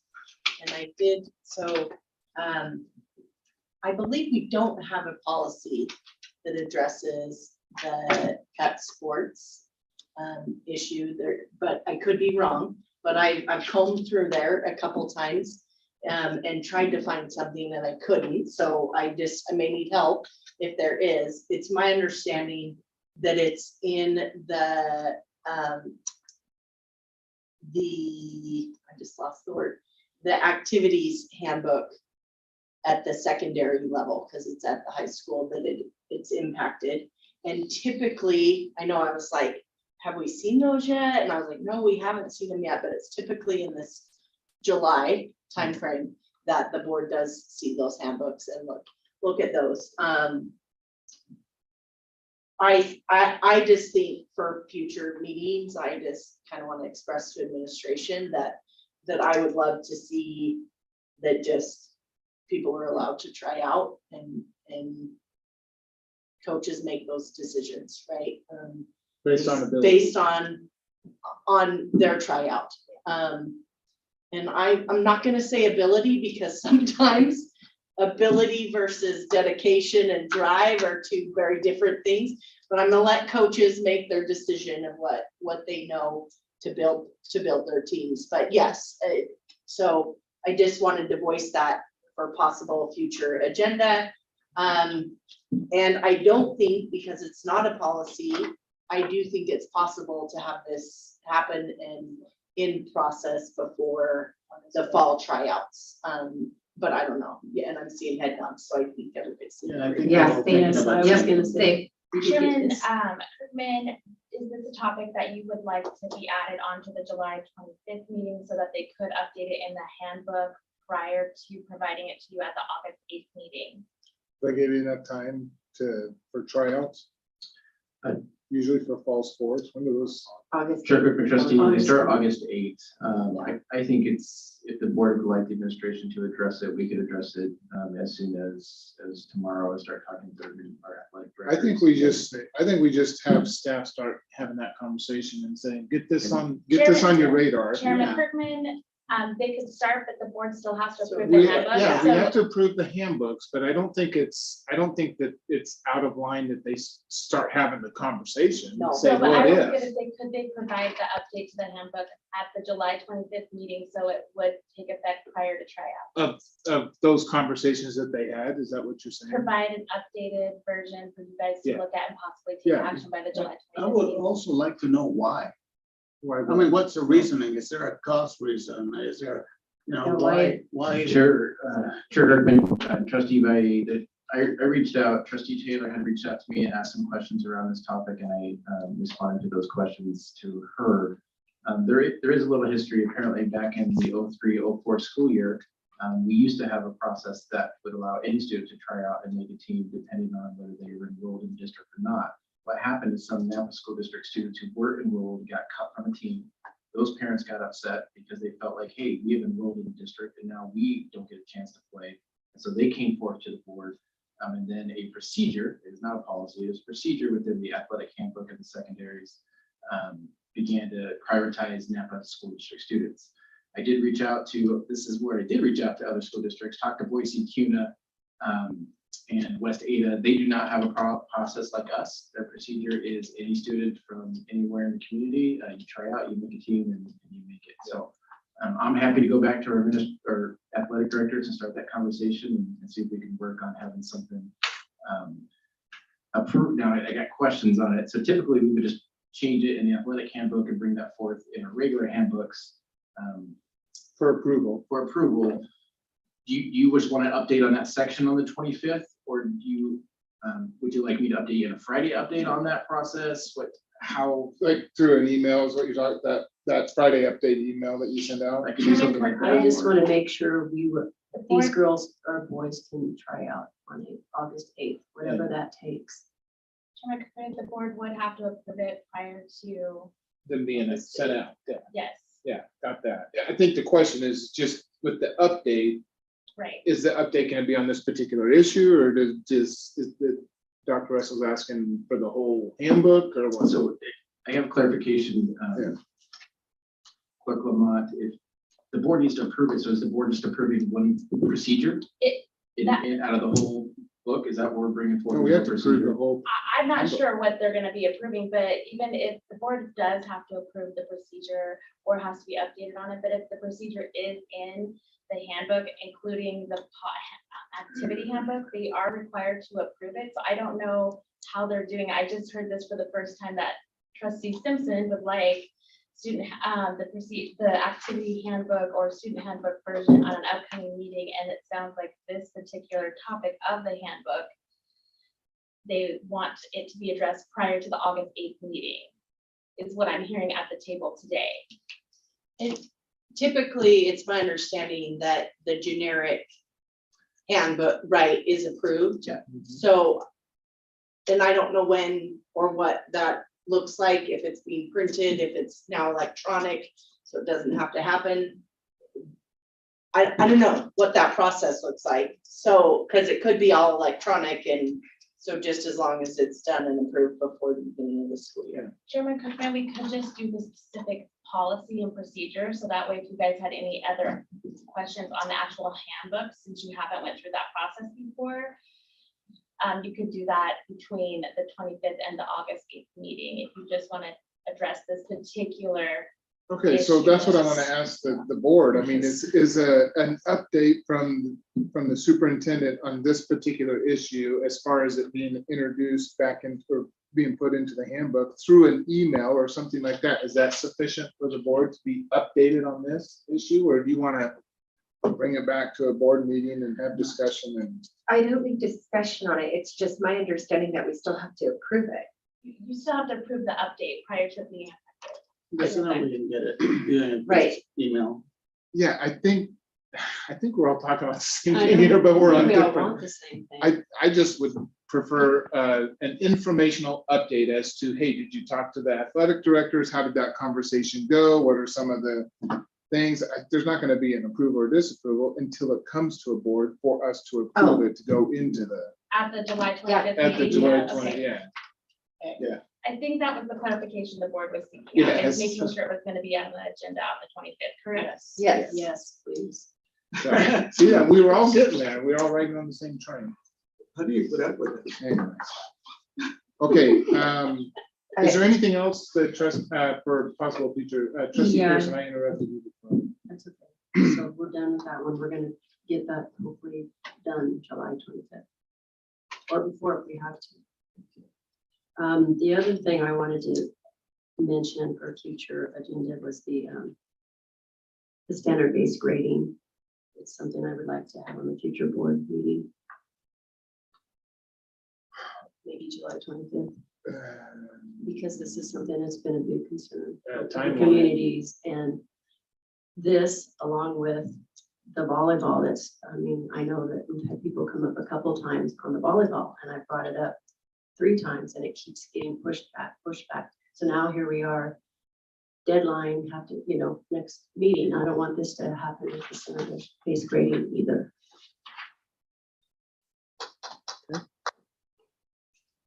Did you make a note of that? Yes, I would like to seek clarification on this one. So I'm assuming, due to the last motion being, to have a special meeting as soon as possible with additional information. And I don't have it in front of me, I'm just thinking off the top of my head. Provided to you guys to have this conversation and allow public input. With this, if we had the meeting on the 25th, would that meet that need, since we haven't scheduled a meeting as soon as possible, that trustee Valet, I would say your last name wrong, but Valet. thank you, that you had motion and we had a second on the table, would that be okay if we just did it on the 25th? Heck of a meeting. Okay.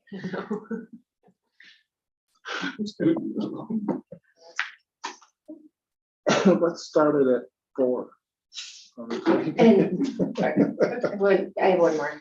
Everything else I'd want to say said, just the only thing that I want to do, and this is probably not an action item, but I want us to have something where we get our directives to the superintendent so that the follow-up is faster. So like a synopsis after, where we get what those directives were so that I can correlate them with the items coming up on the future board meeting. Does that make sense? Well, I think that would provide Clarity. for I'm the just, staff, yeah, too. like I'm really just looking for clarity. And so I feel like what happens is when we're having to go through and pick those out, I would love to have a directive where our clerk within 72 hours at least followed up with what those directives were, because those are actual directives. And that was it. And other than that, I second everything else that everybody wanted. Trustee Taylor, I don't believe that's a future board meeting agenda item, but what I could do is, I'm hearing that board would like, or one board member might like, a synopsis of the meeting, including what motions were made and any follow-up or directives that were made, sent to the superintendent and CC the board so you're aware that what was sent after, but do not reply to that email within 72 hours of each board meeting. I would really like that. That could just I be- can do that if. It doesn't have to be so cumbersome, but those directives would be very helpful. Well, and I think it serves both parties well, because I think the district staff would be, I think superintendent would have a much clearer picture of what the board wants.